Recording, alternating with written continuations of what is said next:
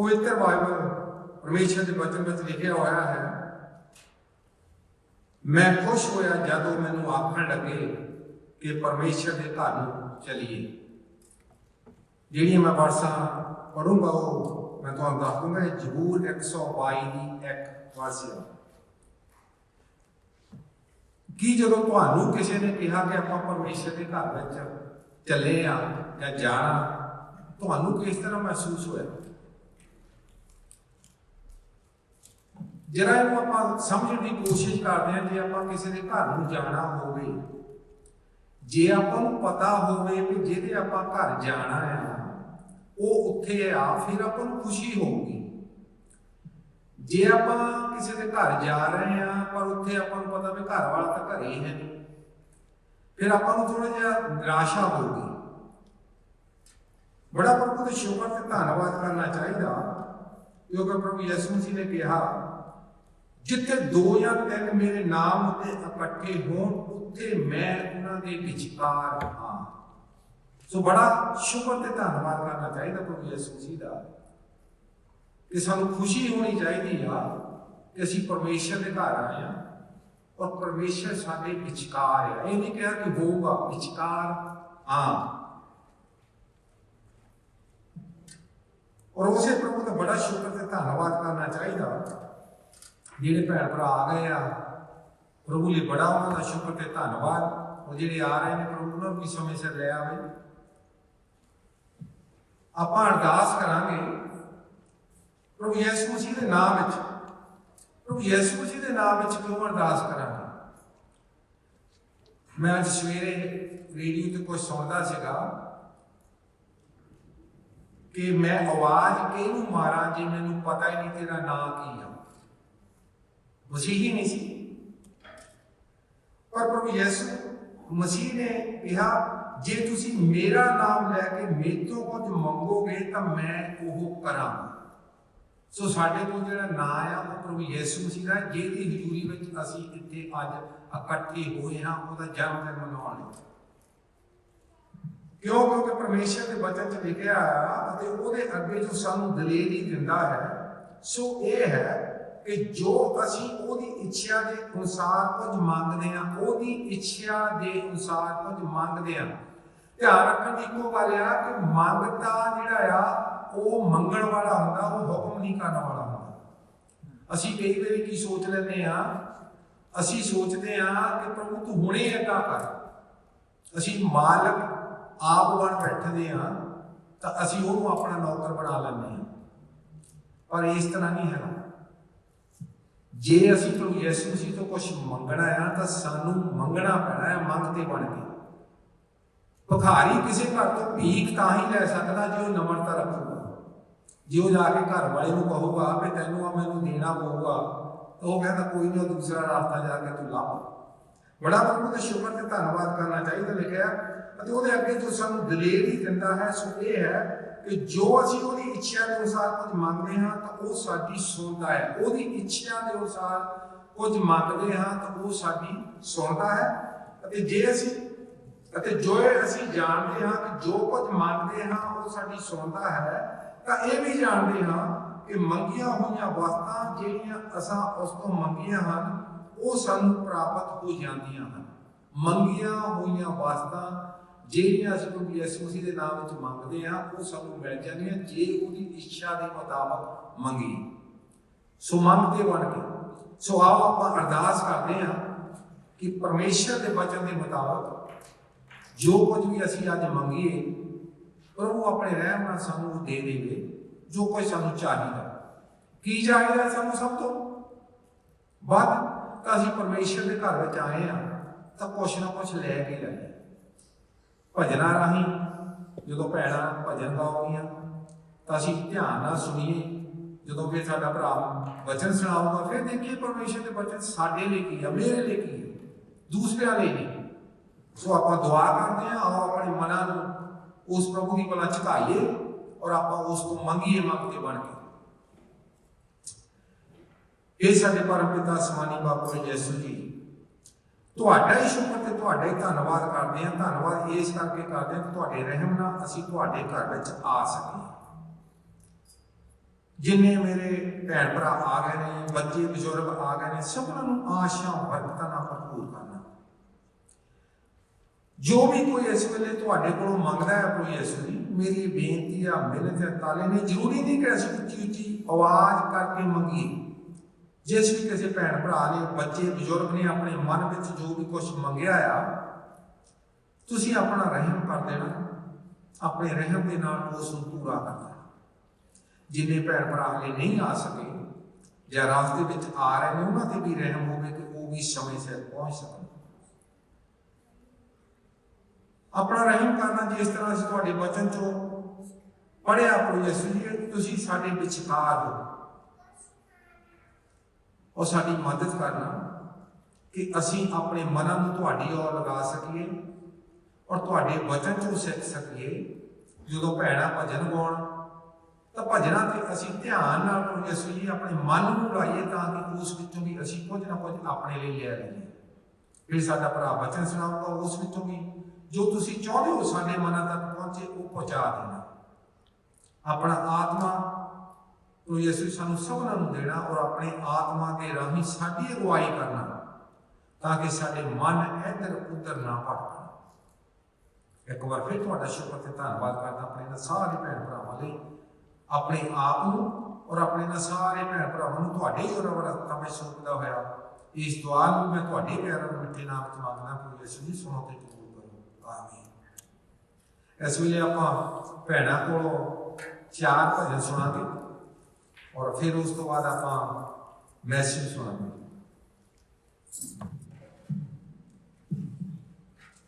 पहला शब्द जो है ये अरदास प्रभु देव को प्रार्थना करना कि जैसा बाइबल में लिखा है, परमेश्वर कहता है पवित्र बनो जो मैं पवित्र हाँ। सो इतना करने लिए भी सानू परमेश्वर की मदद दी होवे। पाक खुदा मैनू पाक बना, पाक खुदा पाक बना,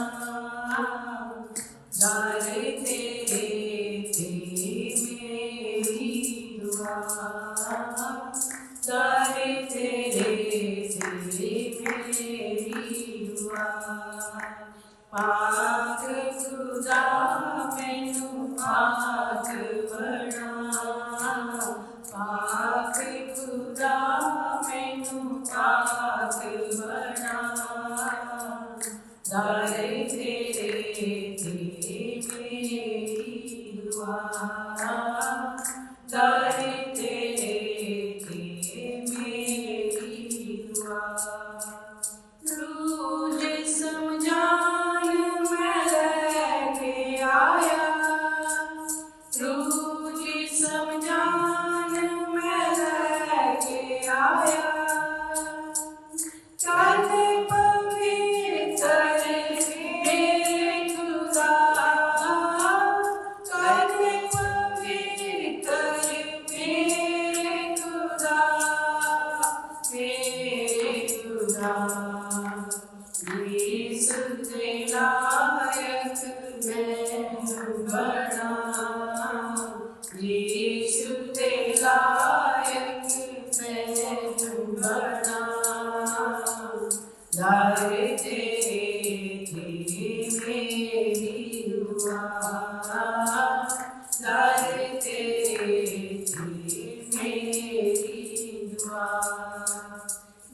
पवित्र आत्मा मैं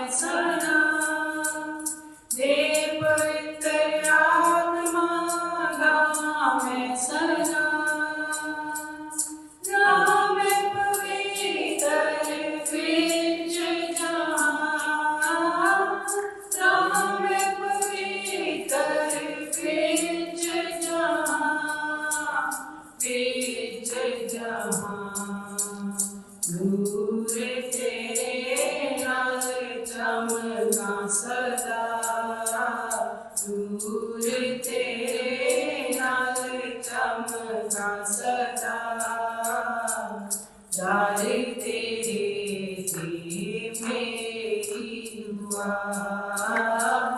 तारे तेरे ते मेरी दुआ चेती तू आजा रूए पुकारे चेती तू आजा रूए पुकारे बेईमान वाली का किनारे बेईमान वाली का किनारे ला किनारे चेहरे तेरे मैं देखा सदा चेहरे तेरे मैं देखा सदा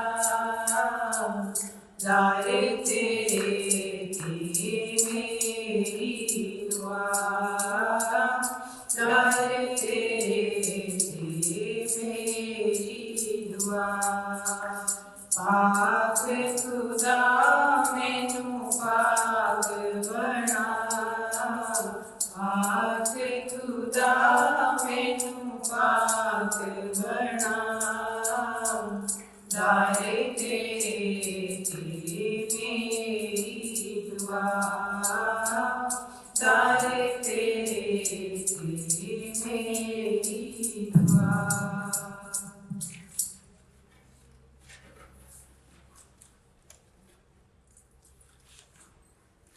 ਪਵਿੱਤਰ ਬਾਈਬਲ ਦੇ ਵਚਨ ਹਨ ਕਿ ਸਭਨਾਂ ਨੇ ਪਾਪ ਕੀਤਾ ਅਤੇ ਪਰਮੇਸ਼ਰ ਦੇ ਪ੍ਰਤਾਪ ਤੋਂ ਰਹਿ ਗਏ ਹਨ। ਪਰ ਬਾਈਬਲ ਵਿੱਚ ਸਾਨੂੰ ਇਸ ਦਾ ਇਲਾਜ ਵੀ ਦੱਸਿਆ ਹੈ ਕਿ ਸ਼ਬਦ ਪਰਮੇਸ਼ਰ ਨੇ ਦੇਹ ਧਾਰ ਕੇ ਦੁਨੀਆ ਦੇ ਪਾਪਾਂ ਦੀ ਮਾਫੀ ਲਈ ਆਪਣੇ ਆਪ ਨੂੰ ਬਲੀ ਹੋਣ ਲਈ ਦੇ ਦਿੱਤਾ। ਆਇਆ ਮਸੀਹ ਦੁਨੀਆ 'ਚ ਤੂੰ ਪਾਪੀਆਂ ਨੂੰ ਬਚਾਉਣ ਨੂੰ ਲਿਆਵੇ ਵਿਸ਼ਵਾਸ ਜੋ ਯਿਸੂ ਤੇ ਕਰੇਗਾ ਪਾਰ ਇਸ ਦੁਨੀਆ ਨੂੰ ਦੁਨੀਆ ਗੁਨਾਹ 'ਚ ਡੁੱਬ ਰਹੀ ਸੀ ਬੰਦੇ ਗੁੰਮਰਾਹ ਹੋ ਰਹੇ ਸਨ ਦੁਨੀਆ ਗੁਨਾਹ 'ਚ ਡੁੱਬ ਰਹੀ ਸੀ ਬੰਦੇ ਗੁੰਮਰਾਹ ਹੋ ਰਹੇ ਸਨ ਛੱਡ ਕੇ ਅਸਮਾਨ ਬਣਿਆ ਇਨਸਾਨ ਛੱਡ ਕੇ ਅਸਮਾਨ ਬਣਿਆ ਇਨਸਾਨ ਤੋਹਫਾ ਨਜਾਤ ਹੈ ਦੁਨੀਆ ਦੇ ਆਇਆ ਮਸੀਹ ਦੁਨੀਆ 'ਚ ਤੂੰ ਪਾਪੀਆਂ ਨੂੰ ਬਚਾਵਣ ਨੂੰ ਲਿਆਵੇ ਵਿਸ਼ਵਾਸ ਜੋ ਯਿਸੂ ਤੇ ਕਰੇਗਾ ਪਾਰ ਇਸ ਦੁਨੀਆ ਨੂੰ ਬੈਤਲਹਮ ਦੇ ਮੈਦਾਨਾਂ ਵਿੱਚ ਗੜੜੀਏ ਭੇਡਾਂ ਦੀ ਰਾਖੀ ਤੇ ਸਨ ਬੈਤਲਹਮ ਦੇ ਮੈਦਾਨਾਂ ਵਿੱਚ ਗੜੜੀਏ ਭੇਡਾਂ ਦੀ ਰਾਖੀ ਤੇ ਸਨ ਸੁਣਿਆ ਫਰਿਸ਼ਤਿਆਂ ਦੀ ਜ਼ੁਬਾਨੀ ਸੁਣਿਆ ਫਰਿਸ਼ਤਿਆਂ ਦੀ ਜ਼ੁਬਾਨੀ ਪੈਦਾ ਹੋਇਆ ਪ੍ਰੇਮ ਦਾ ਬਾਨੀ ਆਇਆ ਮਸੀਹ ਦੁਨੀਆ 'ਚ ਤੂੰ ਪਾਪੀਆਂ ਨੂੰ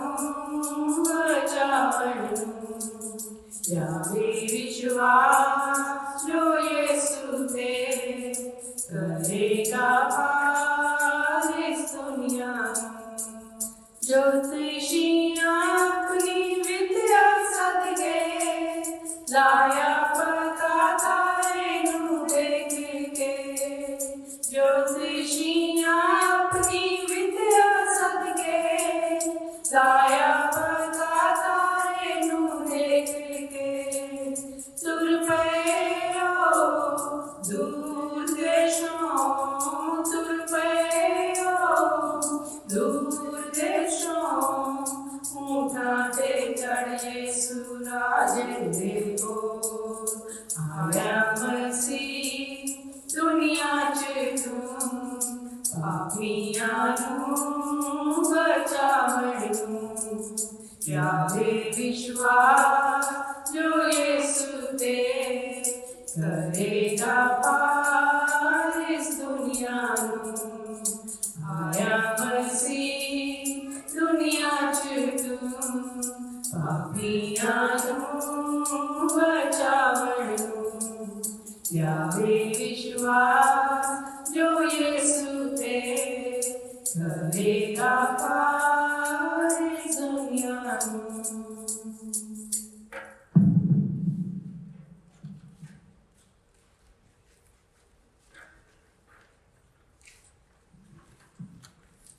एक देश या राज तो दूसरे राज ਨੂੰ शायद ਸੁਨੇਹਾ ਦੇਣ ਵਾਲੇ ਨੂੰ ਰਾਜਦੂਤ ਕਹਿੰਦੇ ਆ ਸਵਰਗਦੂਤ ਜੋ ਸਵਰਗ ਤੋਂ ਸੁਨੇਹਾ ਦੇਣ ਵਾਲੇ ਹਨ ਪ੍ਰਭੂ ਯਿਸੂ ਮਸੀਹ ਦੇ ਜਨਮ ਦਾ ਪ੍ਰਚਾਰ ਕਰਦੇ ਹਨ ਔਰ ਸੁਨੇਹਾ ਦਿੰਦੇ ਹੋਏ ਉਹ ਇਸ ਤਰ੍ਹਾਂ ਕਹਿੰਦੇ ਆ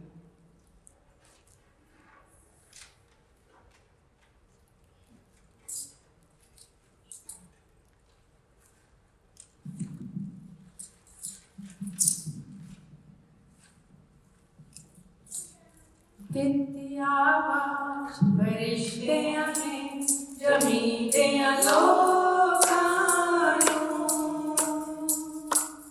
उतर आया जहां विच जग खुदा इंसान बन के जितनी आवाज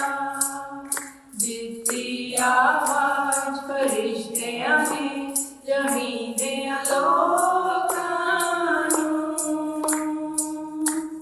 उतर आया जहां विच अज खुदा इंसान बन के जितनी आवाज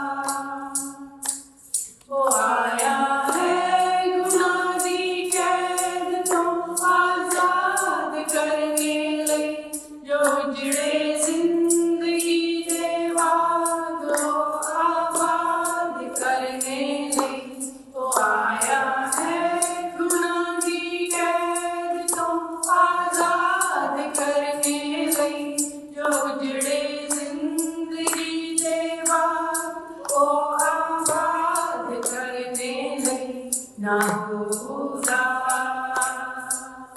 ना हो उदास खुदा आया उम्मीदा का जहां बन के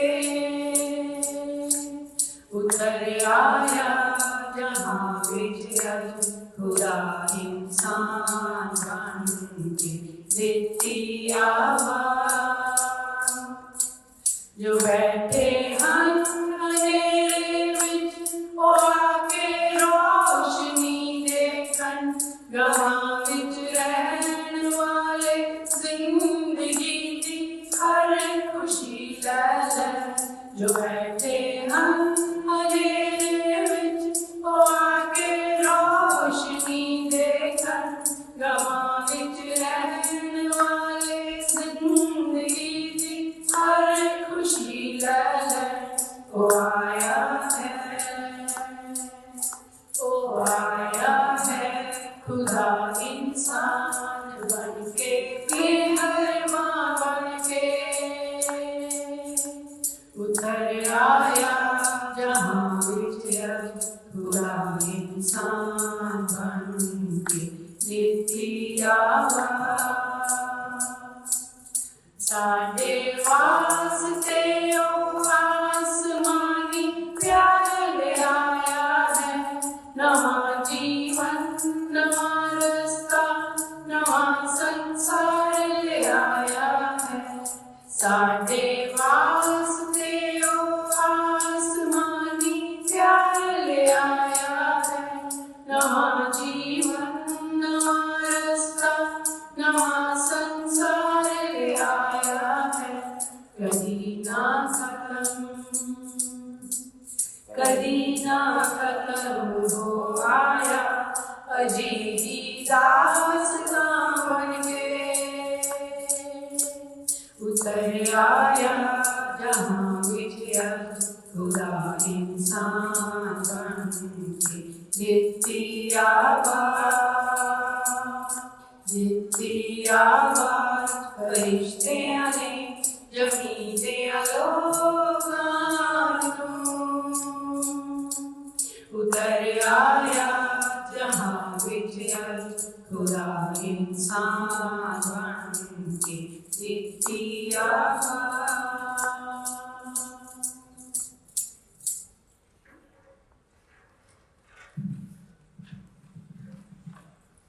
प्रभु यीशु मसीह ने आगे की ऐसी सुनते हैं।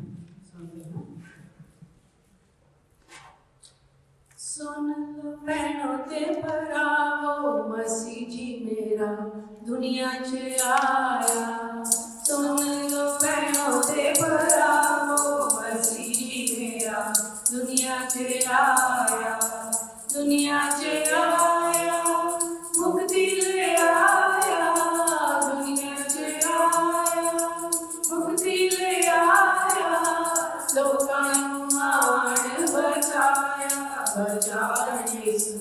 दुनिया से आया लोकां आए बचाया बचाओ यीशु दुनिया से आया। सुन लो पैरों से भरावो बचाओ यीशु दुनिया से आया।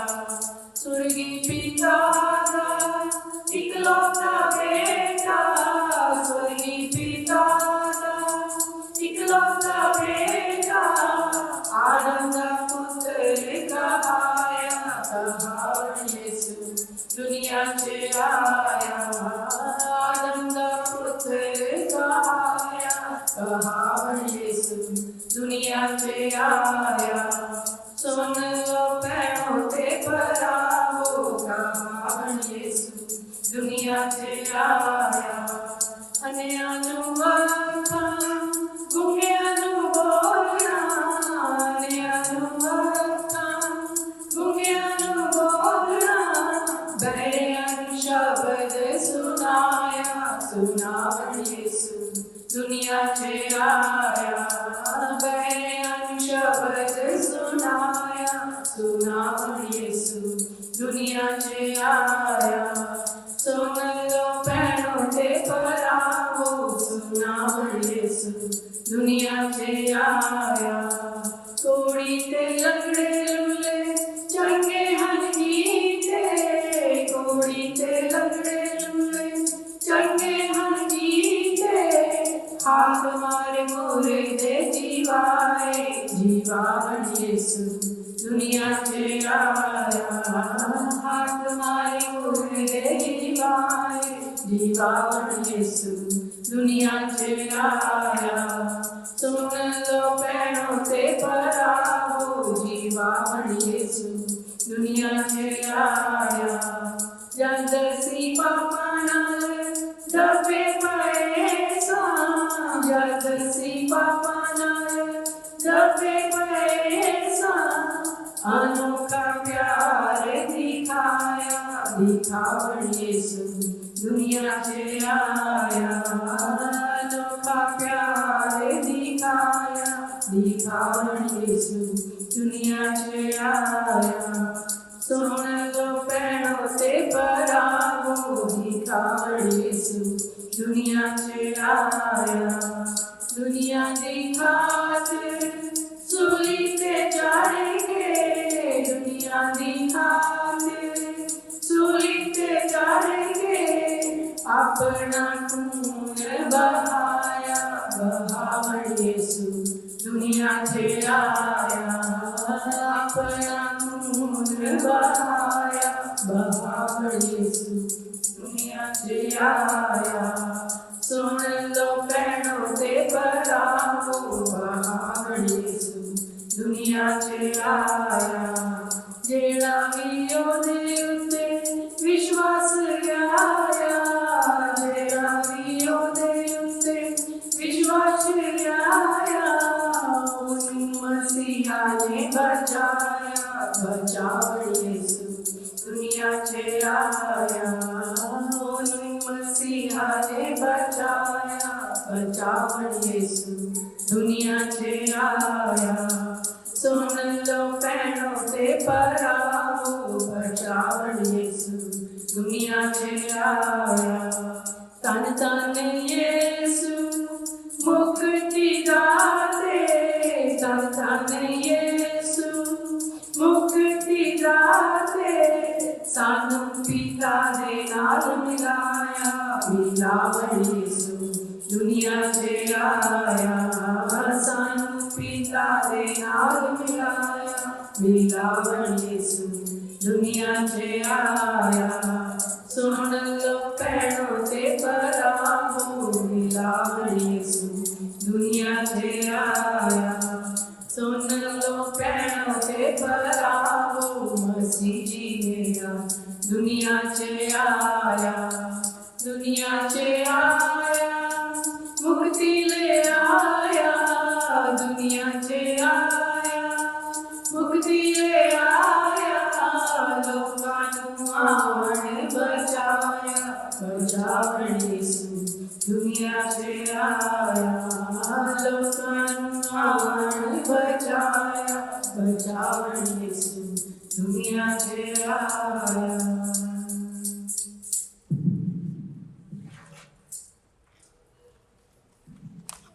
प्रभु का मैं बड़ा ही धन्नवादी हाँ कि जो भी भैनों ने भजन गाया जी उहदे तुसीं शब्द किसी नूं कोई होवे कि पता नहीं अपने कोलों बनाई जानियां तां टेबलां ते आनंद जीवन दीयां गल्लां दी बुक पई आ वो तुसीं लिजा सकदे आ और जे किसी नूं बाइबल चाहिदा होया वो भी तुसीं सातों मंग सकदे आ तां असीं जरूर तुहानूं देवांगे क्योंकि आपां प्रभु दी हजूरी च आए आ। जिहड़े भैन भरा लेट आए आ उन्हां नूं एक बार फिर परमेश्वर के घर में आने लिए मैं सब नूं जी आया कहना।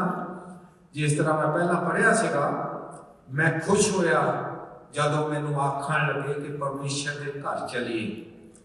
जरूर तुसीं अज खुशी लैके जाओगे इत्थे क्योंकि भजना के राही जो कुछ गाया गया वो एक एक शब्द पवित्र बाइबल विच लिखिया होया है। ये नहीं है कि किसी ने अपने को बनाया। इसे करके प्रभु यीशु मसीह ने कहा सी मेरा नाम लेके जे मेरे तो मंगोगे सो पाओगे। मंगना कहता प्रभु यीशु मसीह का नाम लैके। सो जे किसी भैन भरा दी मन च कोई विचार चलता हो जरूर मंगो बैठे बैठे है। इस वेले हुण साडा भरा पास्टर हरिंदर सोहता सानू परमेश्वर के वचन चों सुणाउणगे और प्रभु साडे ते रहम करे कि असीं अपने अपने मनां नूं तैयार करिए और प्रभु साडी मदद करे कि ये वचन साडे मनां विच पहुंच जाए। प्रभु यीशु मसीह के मिठे प्यारे नाम दे विच मैं तुहाडा सारिਆਂ ਦਾ स्वागत करदा। I welcome you in the name of Jesus Christ our Lord and Savior. I see Pastor Tim there. Can you come and pray for us?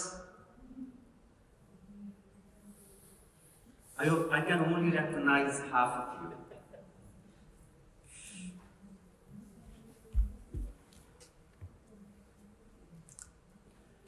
I'm afraid I can only pray in English. Okay? Let's pray. Dear Lord, thank you so much for this season in which we celebrate the fact that you have so loved us, that you've come. You've come to be Emmanuel, God with us, and we welcome your presence in this time. I want to pray your blessing on Harinder as he speaks, and would you bless him and speak through him and stir hearts and encourage us in this season, Lord. Build up your people, we ask. For your glory and your honor. Amen. You always wanted to see this in the church, huh? Yes. Yeah. So, God has heard your prayers. ਤੁਹਾਡੇ ਵਿੱਚ ਕਿੰਨਿਆਂ ਨੇ ਆਪਣੀ Christmas shopping ਕਰ ਲਈ?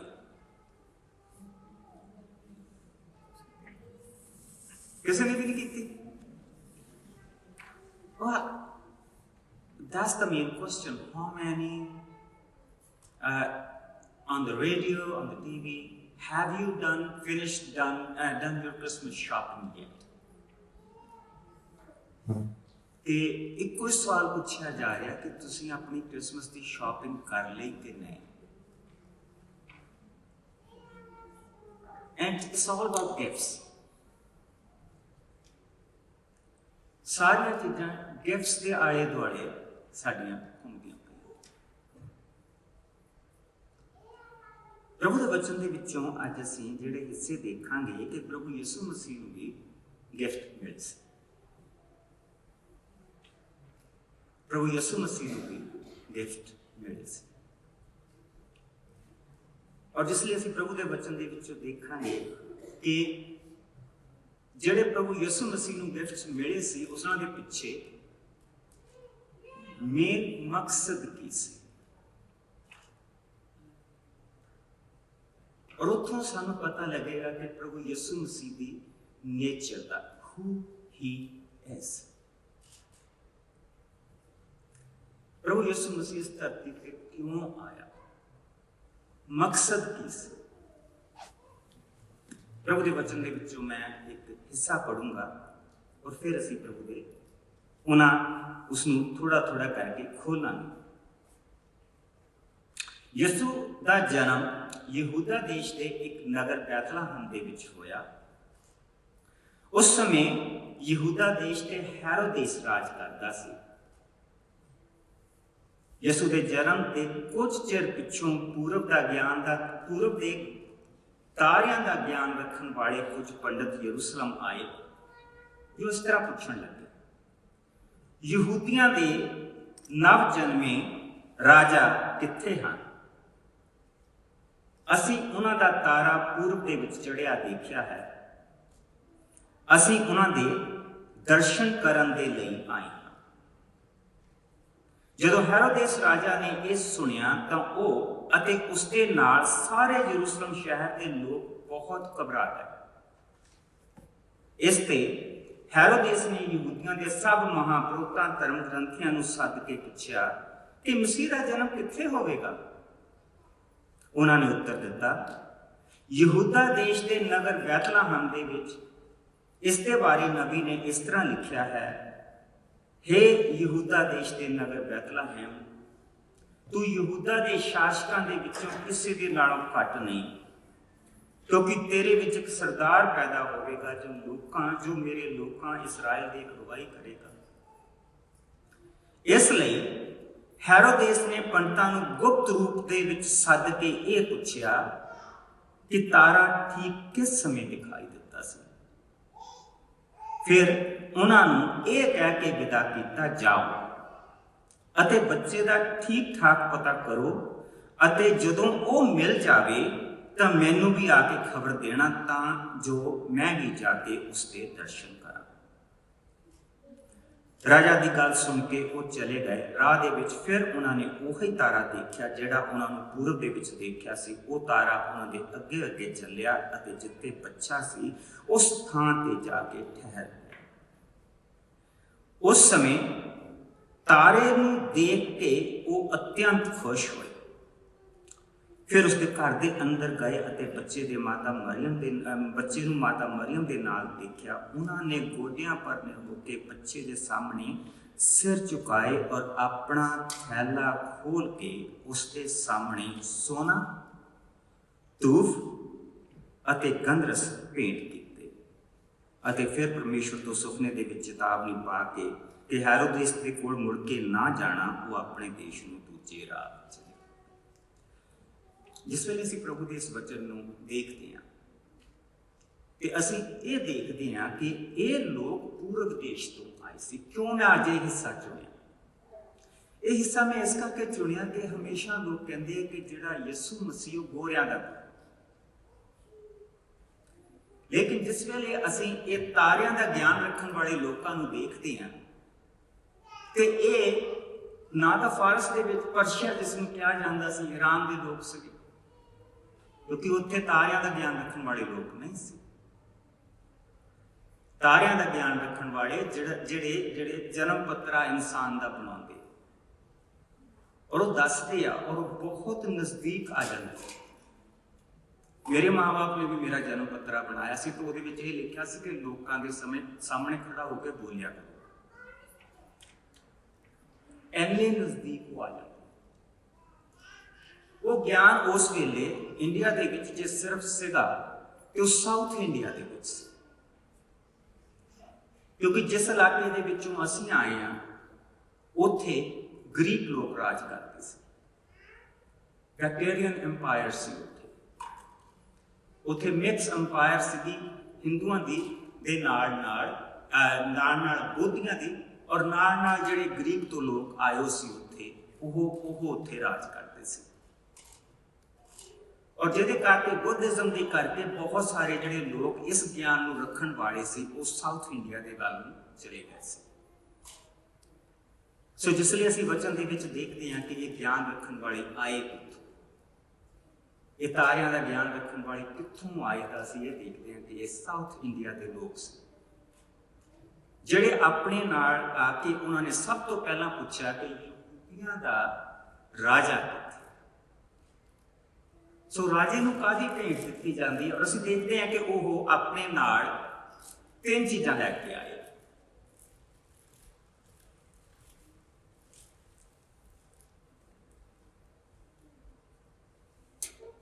I'm going to borrow this from Pastor Tim.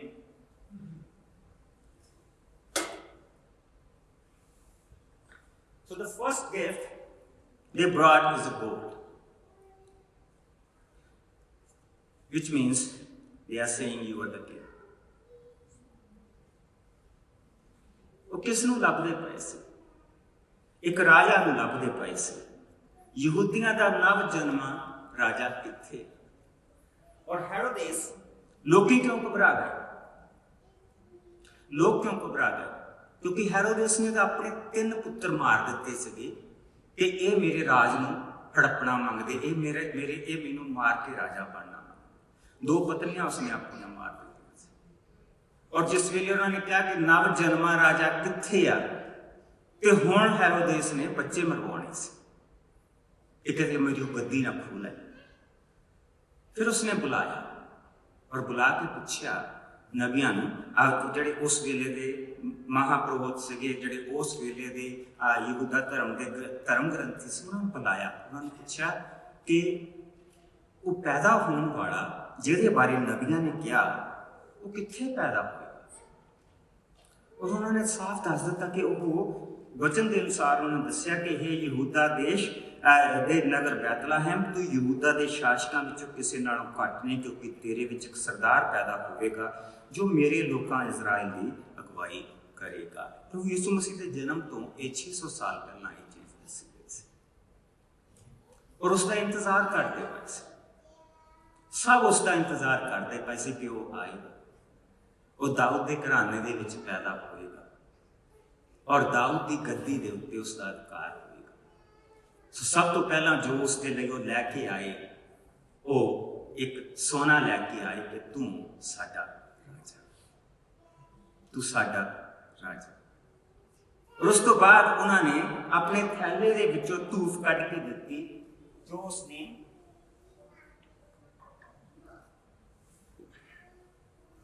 ਉਸਨੇ ਆਪਣੇ ਥੈਲੇ ਦੇ ਵਿੱਚੋਂ ਕੱਢ ਕੇ ਧੂਫ ਉਸ ਨੂੰ ਦਿੱਤੀ। ਧੂਫ ਤਾਂ ਸਿਰਫ ਪਰਮੇਸ਼ਵਰ ਦੀ ਔਰ ਪਵਿੱਤਰਤਾ ਦੇ ਲਈ ਹੁੰਦੀ ਹੈ। ਕੋਈ ਮੇਰੇ ਸਾਹਮਣੇ ਦਾ ਧੂਫ ਨਹੀਂ ਨਾ ਦਿਖਾਏਗਾ। ਧੂਫ ਤਾਂ ਸਿਰਫ ਪਰਮੇਸ਼ਵਰ ਦੇ ਲਈ ਹੁੰਦੀ ਹੈ। ਧੂਫ ਇਸ ਚੀਜ਼ ਨੂੰ ਦੱਸਦੀ ਆ ਕਿ ਪਾਪ ਦੇ ਨਾਲ ਇਹ ਧਰਤੀ ਦੂਸ਼ਿਤ ਹੋ ਚੁੱਕੀ ਹੈ ਔਰ ਜਿੱਥੇ ਪ੍ਰਭੂ ਦਾ ਵਾਸ, ਉਸ ਜਗ੍ਹਾ ਨੂੰ ਸੁਗੰਧਿਤ ਬਣਾਇਆ ਜਾਂਦਾ। ਔਰ ਧੂਫ ਖਾਸ ਕਰਕੇ ਸਿਰਫ ਪ੍ਰਭੂ ਪਰਮੇਸ਼ਵਰ ਦੇ ਲਈ ਹੁੰਦੀ। ਅੱਜ ਕੱਲ੍ਹ ਤੋਂ ਲੋਕ ਧੂਫ ਬਹੁਤ ਹੋਰ ਥਾਵਾਂ ਦੇ ਵਿੱਚ ਚੜਾਉਂਦੇ ਆ, ਲੇਕਿਨ ਮੈਂ ਪ੍ਰਭੂ ਦੇ ਵਚਨ ਦੇ ਵਿੱਚੋਂ ਇੱਕ ਹਿੱਸਾ ਤੁਹਾਡੇ ਨਾਲ ਪੜ੍ਹੂੰਗਾ ਕਿ ਧੂਫ ਉਹ ਕਿਉਂ ਲੈ ਕੇ ਆਇਆ ਆਪਣੇ ਨਾਲ, ਕਿਉਂਕਿ ਉਹ ਜਾਣਦੇ ਸੀ ਕਿ ਇਹ ਜੋ ਬੱਚਾ ਪੈਦਾ ਹੋਇਆ ਇਹ ਕੋਈ ਆਮ ਬੱਚਾ ਨਹੀਂ, ਇਹ ਕੋਈ ਆਮ ਬੱਚਾ ਨਹੀਂ। ਸੋ ਜਿਸ ਵੇਲੇ ਅਸੀਂ ਲੂਕਾ ਦੀ ਅੰਜੀਲ ਦੇ ਵਿੱਚ ਦੇਖਦੇ ਹਾਂ, ਉਸ ਦਾ ਪਹਿਲਾ ਭਾਗ ਦੇ ਵਿੱਚ ਮੈਂ ਪੜ੍ਹੂੰਗਾ, ਜਿਸ ਵੇਲੇ ਜਨਮ ਦੀ ਸੂਚਨਾ ਦਿੱਤੀ ਗਈ, ਯਿਸੂ ਦੇ ਜਨਮ ਦੀ ਸੂਚਨਾ ਦਿੱਤੀ ਗਈ। ਔਰ ਪ੍ਰਭੂ ਦੇ ਵਚਨ 'ਚ ਇਸ ਤਰ੍ਹਾਂ ਲਿਖਿਆ, ਅਲੀਸਬਾ ਨੂੰ ਗਰਭਵਤੀ ਹੋਇਆਂ 6 ਮਹੀਨੇ ਹੋ ਚੁੱਕੇ ਸਨ ਜਦੋਂ ਪਰਮੇਸ਼ਵਰ ਦੇ ਜਿਬਰਾਇਲ ਦੂਤ ਨੂੰ ਗਲੀਲ ਇਲਾਕੇ ਦੇ ਨਾਸਰਤ ਨਾਂ ਦੇ ਇੱਕ ਪਿੰਡ ਦੇ ਵਿੱਚ ਘੱਲਿਆ। ਦੂਤ ਮਰੀਅਮ ਨਾਂ ਦੀ ਇੱਕ ਕੁਆਰੀ ਦੇ ਕੋਲ ਗਿਆ ਅਤੇ ਜਿਸ ਦੀ ਮੰਗਣੀ ਦਾਊਦ ਕੋਲ ਦੇ ਯੂਸੁਫ ਦੇ ਆਦਮੀ ਨਾਲ ਹੋ ਚੁੱਕੀ ਸੀ। ਦੂਤ ਨੇ ਅੰਦਰ ਜਾ ਕੇ ਮਰੀਅਮ ਨੂੰ ਆਖਿਆ, ਹੇ ਪ੍ਰਭੂ ਦੀ ਕਿਰਪਾ ਪਾਤਰ, ਪ੍ਰਭੂ ਦੀ ਜੈ, ਉਹ ਜੋ ਤੇਰੇ ਨਾਲ ਹੈ। ਮਰੀਅਮ ਇਹ ਸੁਣ ਕੇ ਘਬਰਾ ਗਈ ਅਤੇ ਮਨ ਵਿੱਚ ਸੋਚਣ ਲੱਗੀ ਕਿ ਇਹ ਕਿਸ ਤਰ੍ਹਾਂ ਦਾ ਪ੍ਰਣਾਮ ਹੈ। ਦੂਤ ਨੇ ਦੂਤ ਨੇ ਮਰੀਅਮ ਨੂੰ ਕਿਹਾ, ਮਰੀਅਮ ਡਰਨਾ, ਕਿਉਂਕਿ ਤੇਰੇ ਉੱਤੇ ਪਰਮੇਸ਼ਵਰ ਦੀ ਕਿਰਪਾ ਹੋਈ ਹੈ। ਤੂੰ ਗਰਭਵਤੀ ਹੋਵੇਂਗੀ, ਇੱਕ ਪੁੱਤਰ ਨੂੰ ਜਨਮ ਦੇਵੇਂਗੀ ਅਤੇ ਉਸ ਦਾ ਨਾਂ ਯਿਸੂ ਰੱਖਣਾ। ਉਹ ਮਹਾਨ ਹੋਵੇਗਾ, ਉਹ ਪਰਮ ਪਰਮੇਸ਼ਵਰ ਦਾ ਪੁੱਤਰ ਖਵਾਵੇਗਾ। ਪ੍ਰਭੂ ਪਰਮੇਸ਼ਵਰ ਉਸਦੇ ਪੁਰਖੇ ਦਾਊਦ ਦੀ ਰਾਜਗੱਦੀ ਉਸ ਨੂੰ ਦੇਵੇਗਾ ਅਤੇ ਉਹ ਸਦਾ ਤੱਕ ਯਾਕੂਬ ਦੇ ਟੱਬਰ ਉੱਤੇ ਰਾਜ ਕਰੇਗਾ। ਉਸਦੇ ਰਾਜ ਦਾ ਅੰਤ ਨਹੀਂ ਹੋਵੇਗਾ। ਮਰੀਅਮ ਨੇ ਦੂਤ ਨੂੰ ਕਿਹਾ, ਇਹ ਕਿਸ ਤਰ੍ਹਾਂ ਹੋ ਸਕਦਾ ਹੈ? ਮੈਂ ਤਾਂ ਅਜੇ ਕੁਆਰੀ ਹਾਂ। ਦੂਤ ਨੇ ਉੱਤਰ ਦਿੱਤਾ, ਪਵਿੱਤਰ ਆਤਮਾ ਤੇਰੇ ਉੱਤੇ ਉਤਰੇਗੀ, ਪਰਮੇਸ਼ਵਰ ਦੀ ਸ਼ਕਤੀ ਤੇਰੇ ਤੇ ਛਾਇਆ ਕਰੇਗੀ ਅਤੇ ਉਹ ਜੋ ਪਵਿੱਤਰ ਤੇਰੇ ਤੋਂ ਪੈਦਾ ਹੋਏਗਾ ਪਰਮੇਸ਼ਵਰ ਦਾ ਪੁੱਤਰ ਖਵਾਵੇਗਾ। ਇਹ ਤੇਰੀ ਰਿਸ਼ਤੇਦਾਰ ਅਲੀਸਬਾ ਵੀ ਆਪਣੇ ਬੁਢਾਪੇ ਦੇ ਵਿੱਚ ਗਰਭਵਤੀ ਹੈ ਅਤੇ ਉਸ ਦਾ 6ਵਾਂ ਮਹੀਨਾ ਹੈ। ਉਹ ਵੀ ਇੱਕ ਪੁੱਤਰ ਨੂੰ ਜਨਮ ਦੇਵੇਗੀ। ਪਰਮੇਸ਼ਵਰ ਦੇ ਲਈ ਕੁਝ ਵੀ ਅਸੰਭਵ ਨਹੀਂ। ਕੁਆਰੀ ਤੋਂ ਕਿਸ ਤਰ੍ਹਾਂ ਪੈਦਾ ਹੋਵੇ? ਹੁਣ ਇਹ ਬੜੀ ਡਿਬੇਟ ਚੱਲਦੀ ਪਈ, ਇੱਕ ਕੁਆਰੀ ਕਿਸ ਤਰ੍ਹਾਂ ਪੈਦਾ ਕਰ ਸਕਦੀ? ਇਨਸਾਨ ਕਿਸ ਤਰ੍ਹਾਂ ਪੈਦਾ ਹੋਇਆ? ਅਸੀਂ ਸਾਇੰਸ ਨਾਲ ਮੱਥਾ ਮਾਰ ਸਕਦੇ ਹਾਂ। ਉਸ ਦੇ ਅਨੁਸਾਰ ਪਹਿਲਾਂ ਇੱਕ ਸੈੱਲ ਸੀ, ਫਿਰ ਉਸ ਤੋਂ ਬਾਅਦ ਬਣਦੇ ਬਾਂਦਰ ਬਣ ਗਏ, ਬਾਂਦਰਾਂ ਤੋਂ ਬਾਅਦ ਅਸੀਂ ਆ ਗਏ, ਇਨਸਾਨ ਬਣ ਗਿਆ। ਜਾਂ ਅਸੀਂ ਇਹ ਕਹਿ ਸਕਦੇ ਹਾਂ ਤਾਂ ਫਿਰ ਉਹਦੇ ਹਿਸਾਬ ਦੇ ਨਾਲ ਅਸੀਂ ਬਾਂਦਰ ਦੀ ਔਲਾਦ, ਜਾਂ ਇਹ ਕਹਿ ਸਕਦੇ ਹਾਂ ਕਿ ਪ੍ਰਭੂ ਪਰਮੇਸ਼ਵਰ ਨੇ ਇਨਸਾਨ ਨੂੰ ਆਪਣੇ ਹੱਥਾਂ ਦੇ ਨਾਲ ਰਚਿਆ, ਫਿਰ ਅਸੀਂ ਇਨਸਾਨ ਦੀ ਔਲਾਦ, ਫਿਰ ਅਸੀਂ ਇਨਸਾਨ। ਔਰ ਫਿਰ ਅਸੀਂ ਇਹ ਕਹਿ ਸਕਦੇ ਹਾਂ ਕਿ ਪਰਮੇਸ਼ਵਰ ਦੇ ਲਈ ਕੁਝ ਵੀ ਅਸੰਭਵ ਨਹੀਂ। ਜੋ ਮਿੱਟੀ ਤੋਂ ਇਨਸਾਨ ਬਣਾ ਸਕਦਾ ਤਾਂ ਉਹ ਇੱਕ ਕੁਆਰੀ ਤੋਂ ਬੱਚਾ ਪੈਦਾ ਕਰ ਸਕਦਾ, ਉਹਦੇ ਲਈ ਕੁਝ ਵੀ ਸੰਭਵ ਨਹੀਂ। ਸੋ ਕੀ ਕਿਹਾ? ਉਹ ਪਰਮੇਸ਼ਵਰ ਦਾ ਪੁੱਤਰ ਕਹਿਲਾਏਗਾ। ਜੋ ਪਵਿੱਤਰ ਤੇਰੇ ਤੋਂ ਪੈਦਾ ਹੋਏਗਾ ਉਹ ਪਰਮੇਸ਼ਵਰ ਦਾ ਪੁੱਤਰ ਕਹਿਲਾਏਗਾ। ਉਹ ਰਾਜਾ ਲੱਭਦੇ ਪਏ ਸੀ, ਉਸ ਨੂੰ ਉੱਥੇ ਸਾਨੂੰ ਦੱਸਿਆ ਗਿਆ ਕਿ ਉਹ ਦਾਊਦ ਦੀ ਰਾਜਗੱਦੀ ਉੱਤੇ ਬੈਠੇਗਾ। ਸੋ ਰਾਜੇ ਦੇ ਲਈ ਸੋਨਾ, ਉਸ ਪਵਿੱਤਰ ਦੇ ਲਈ ਜੋ ਪਵਿੱਤਰ ਆਤਮਾ ਤੋਂ ਪੈਦਾ ਹੋਇਆ, ਉਸ ਪਵਿੱਤਰ ਦੇ ਲਈ ਉਹ ਧੂਫ ਲੈ ਕੇ ਆਇਆ, ਉਸ ਦੇ ਲਈ ਧੂਫ ਲੈ ਕੇ ਆਇਆ। ਜਿਸ ਪ੍ਰਭੂ ਯਿਸੂ ਮਸੀਹ ਨੂੰ ਅੱਜ ਅਸੀਂ ਜਾਣਦੇ ਹਾਂ, ਉਹ ਗੋਰਿਆਂ ਦਾ ਗੁਰੂ ਨਹੀਂ। ਉਸ ਪਰਮੇਸ਼ਰ ਨੇ ਇਸ ਧਰਤੀ ਦੇ ਉੱਤੇ ਉਸ ਨੂੰ ਘੱਲਿਆ ਔਰ ਸਾਰੀ ਧਰਤੀ ਉਸ ਦੇ ਵਿੱਚ ਇਨਕਲੂਡ ਹੋ ਰਹੀ। ਇਹ ਲੋਕ ਕਿੱਥੇ ਦੁਨੀਆ ਦੇ ਦੂਸਰੇ ਪਾਸਿਓਂ ਉੱਠ ਕੇ ਉੱਥੇ ਗਏ ਆ? ਉਹਨਾਂ ਕੋਲ ਇੱਕੋ ਹੀ ਗਿਆਨ, ਔਰ ਉਹ ਗਿਆਨ ਉਹਨਾਂ ਨੂੰ ਲੈ ਕੇ ਆਇਆ। ਔਰ ਉਸ ਤਾਰੇ ਨੂੰ ਉਹ ਦੇਖਦੇ ਦੇਖਦੇ ਕਿ ਇੱਕ ਤਾਰਾ ਆ ਜਿਹੜਾ ਉਹਨਾਂ ਨੂੰ ਦਿਖਾਈ ਦਿੱਤਾ, ਉਸ ਨੂੰ ਦੇਖਦੇ ਦੇਖਦੇ ਦੇਖਦੇ ਦੇਖਦੇ ਉਹ ਯਰੂਸ਼ਲਮ ਪਹੁੰਚ ਗਏ ਔਰ ਯਰੂਸ਼ਲਮ ਤੋਂ ਉਹ ਬੈਤਲਹਮ ਪਹੁੰਚ ਗਏ। ਔਰ ਉੱਥੇ ਜਾ ਕੇ ਸਭ ਤੋਂ ਪਹਿਲਾਂ ਉਹ ਕਹਿ ਰਹੇ ਆ, ਤੂੰ ਰਾਜਾ ਹੈ, ਤੂੰ ਰਾਜਿਆਂ ਦਾ ਰਾਜਾ। ਔਰ ਨੰਬਰ 2 ਤੇ ਇਹ ਕਹਿ ਰਹੇ ਆ ਕਿ ਤੂੰ ਪ੍ਰਭੂ ਪਰਮੇਸ਼ਵਰ ਇਸ ਧਰਤੀ ਦੇ ਉੱਤੇ ਆਇਆ, ਤੂੰ ਸਾਡੀ ਵਰਸ਼ਿਪ ਦੇ ਯੋਗ ਆ, ਤੇਰੀ ਵਰਸ਼ਿਪ ਹੋਣੀ ਚਾਹੀਦੀ। ਤੂੰ ਇਸ ਤਰ੍ਹਾਂ ਦਾ ਕੰਮ ਕਰੇਗਾ ਕਿ ਸਾਰੀ ਦੁਨੀਆ ਤੇਰੀ ਵਰਸ਼ਿਪ ਕਰੇਗੀ। ਔਰ ਜਿਹੜੀ ਤੀਸਰੀ ਚੀਜ਼ ਉਹ ਲੈ ਕੇ ਆਏ ਆ ਉਹ ਹੈ ਫ੍ਰੈਂਕਿਨਸੈਂਸ। ਤੀਸਰੀ ਚੀਜ਼ ਜਿਹੜੀ ਅਸੀਂ ਦੇਖਦੇ ਪਏ ਹਾਂ, ਇਹ ਹੈ ਫ੍ਰੈਂਕਿਨਸੈਂਸ। ਤੁਹਾਨੂੰ ਪਤਾ ਹੈ ਮੁਰਦਿਆਂ ਦੇ ਲੱਗ ਜਾਂਦੇ, ਜਿਸ ਵੇਲੇ ਕੋਈ ਮਰ ਜਾਂਦਾ ਇਹ ਉਸ ਦੇ ਲਈ ਵਰਤੀ ਜਾਂਦੀ, ਉਹਦੇ ਸਰੀਰ ਨੂੰ ਲਾਈ ਜਾਂਦੀ ਸੀ ਇਸ ਤੋਂ ਬਦਬੂ ਨਾ ਆਵੇ। ਔਰ ਉਹ ਹਮੇਸ਼ਾ ਨਿਸ਼ਾਨੀ ਇਹ ਹੁੰਦੀ ਸੀ ਕਿ ਇਹ ਉਸਦੀ ਮੌਤ ਦੇ ਲਈ।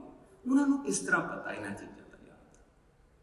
ਕਿਸ ਤਰ੍ਹਾਂ ਦੇਖੋ ਪ੍ਰਭੂ ਗਾਈਡ ਕਰਦਾ ਪਿਆ ਕਿ ਉਹ ਇਹ ਚੀਜ਼ਾਂ ਲੈ ਕੇ ਆਏ। ਪ੍ਰਭੂ ਦੇ ਵਚਨ ਦੇ ਵਿੱਚੋਂ ਮੈਂ ਇੱਕ ਹਿੱਸਾ ਪੜ੍ਹੂੰਗਾ ਜਿਸ ਦੇ ਵਿੱਚ ਸਾਨੂੰ ਦੱਸਿਆ ਜਾਏਗਾ ਕਿ ਕਿਸ ਤਰ੍ਹਾਂ ਪ੍ਰਭੂ ਯਿਸੂ ਮਸੀਹ ਦਾ ਲੋਕ ਇੰਤਜ਼ਾਰ ਕਰਦੇ ਸੀ ਔਰ ਕਾਹਦੇ ਲਈ ਕਰਦੇ ਪਏ ਸੀ। ਜਦੋਂ ਮੂਸਾ ਦੀ ਵਿਵਸਥਾ ਦੇ ਅਨੁਸਾਰ ਯਹੂਦੀਆਂ ਦੇ ਸ਼ੁੱਧੀਕਰਨ ਦਾ ਦਿਨ ਆਇਆ ਤਾਂ ਉਹ ਯਿਸੂ ਨੂੰ ਯਰੂਸ਼ਲਮ ਵਿੱਚ ਲੈ ਗਏ ਕਿ ਉਹਨਾਂ ਨੂੰ ਪ੍ਰਭੂ ਦੇ ਸਾਹਮਣੇ ਅਰਪਿਤ ਕਰਨ। ਪ੍ਰਭੂ ਦੀ ਵਿਵਸਥਾ ਵਿੱਚ ਇਸ ਤਰ੍ਹਾਂ ਲਿਖਿਆ ਹੋਇਆ ਹੈ ਕਿ ਹਰ ਜੇਠਾ ਪ੍ਰਭੂ ਦੇ ਲਈ ਪਵਿੱਤਰ ਮੰਨਿਆ ਜਾਏ ਅਤੇ ਪ੍ਰਭੂ ਦੀ ਵਿਵਸਥਾ ਅਨੁਸਾਰ ਘੁੱਗੀਆਂ ਦਾ ਇੱਕ ਜੋੜਾ ਜਾਂ 2 ਕਬੂਤਰ ਬਲੀ ਚੜਾਏ ਜਾਣ। ਯਰੂਸ਼ਲਮ ਵਿੱਚ ਸ਼ਮਾਉਨ ਨਾਮ ਦਾ ਇੱਕ ਆਦਮੀ ਸੀ। ਉਹ ਧਰਮੀ ਅਤੇ ਪਰਮੇਸ਼ਵਰ ਤੋਂ ਡਰਨ ਵਾਲਾ ਸੀ। ਉਹ ਇਜ਼ਰਾਈਲ ਕੌਮ ਦੇ ਛੁਟਕਾਰੇ ਦੀ ਉਡੀਕ ਦੇ ਵਿੱਚ ਸੀ। ਉਹ ਪਵਿੱਤਰ ਆਤਮਾ ਨਾਲ ਭਰਪੂਰ ਸੀ ਅਤੇ ਪਵਿੱਤਰ ਆਤਮਾ ਨੇ ਉਸ ਉੱਤੇ ਇਹ ਪ੍ਰਗਟ ਕੀਤਾ ਸੀ ਕਿ ਜਦੋਂ ਤੱਕ ਉਹ ਪ੍ਰਭੂ ਦੇ ਮਸੀਹ ਨੂੰ ਦੇਖ ਨਹੀਂ ਲਏਗਾ ਉਸ ਦੀ ਮੌਤ ਨਹੀਂ ਹੋਏਗੀ। ਪਵਿੱਤਰ ਆਤਮਾ ਦੀ ਪ੍ਰੇਰਨਾ ਦੇ ਨਾਲ ਸ਼ਮਾਉਨ ਮੰਦਰ ਦੇ ਵਿੱਚ ਆਇਆ।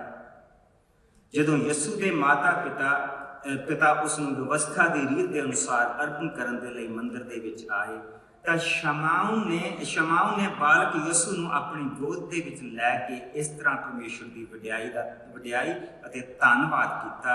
ਹੇ ਸੁਆਮੀ, ਹੁਣ ਤੂੰ ਆਪਣੇ ਦਾਸ ਨੂੰ ਆਪਣੇ ਵਚਨ ਦੇ ਅਨੁਸਾਰ ਸ਼ਾਂਤੀ ਦੇ ਨਾਲ ਵਿਦਾ ਕਰ ਰਿਹਾ ਹੈ।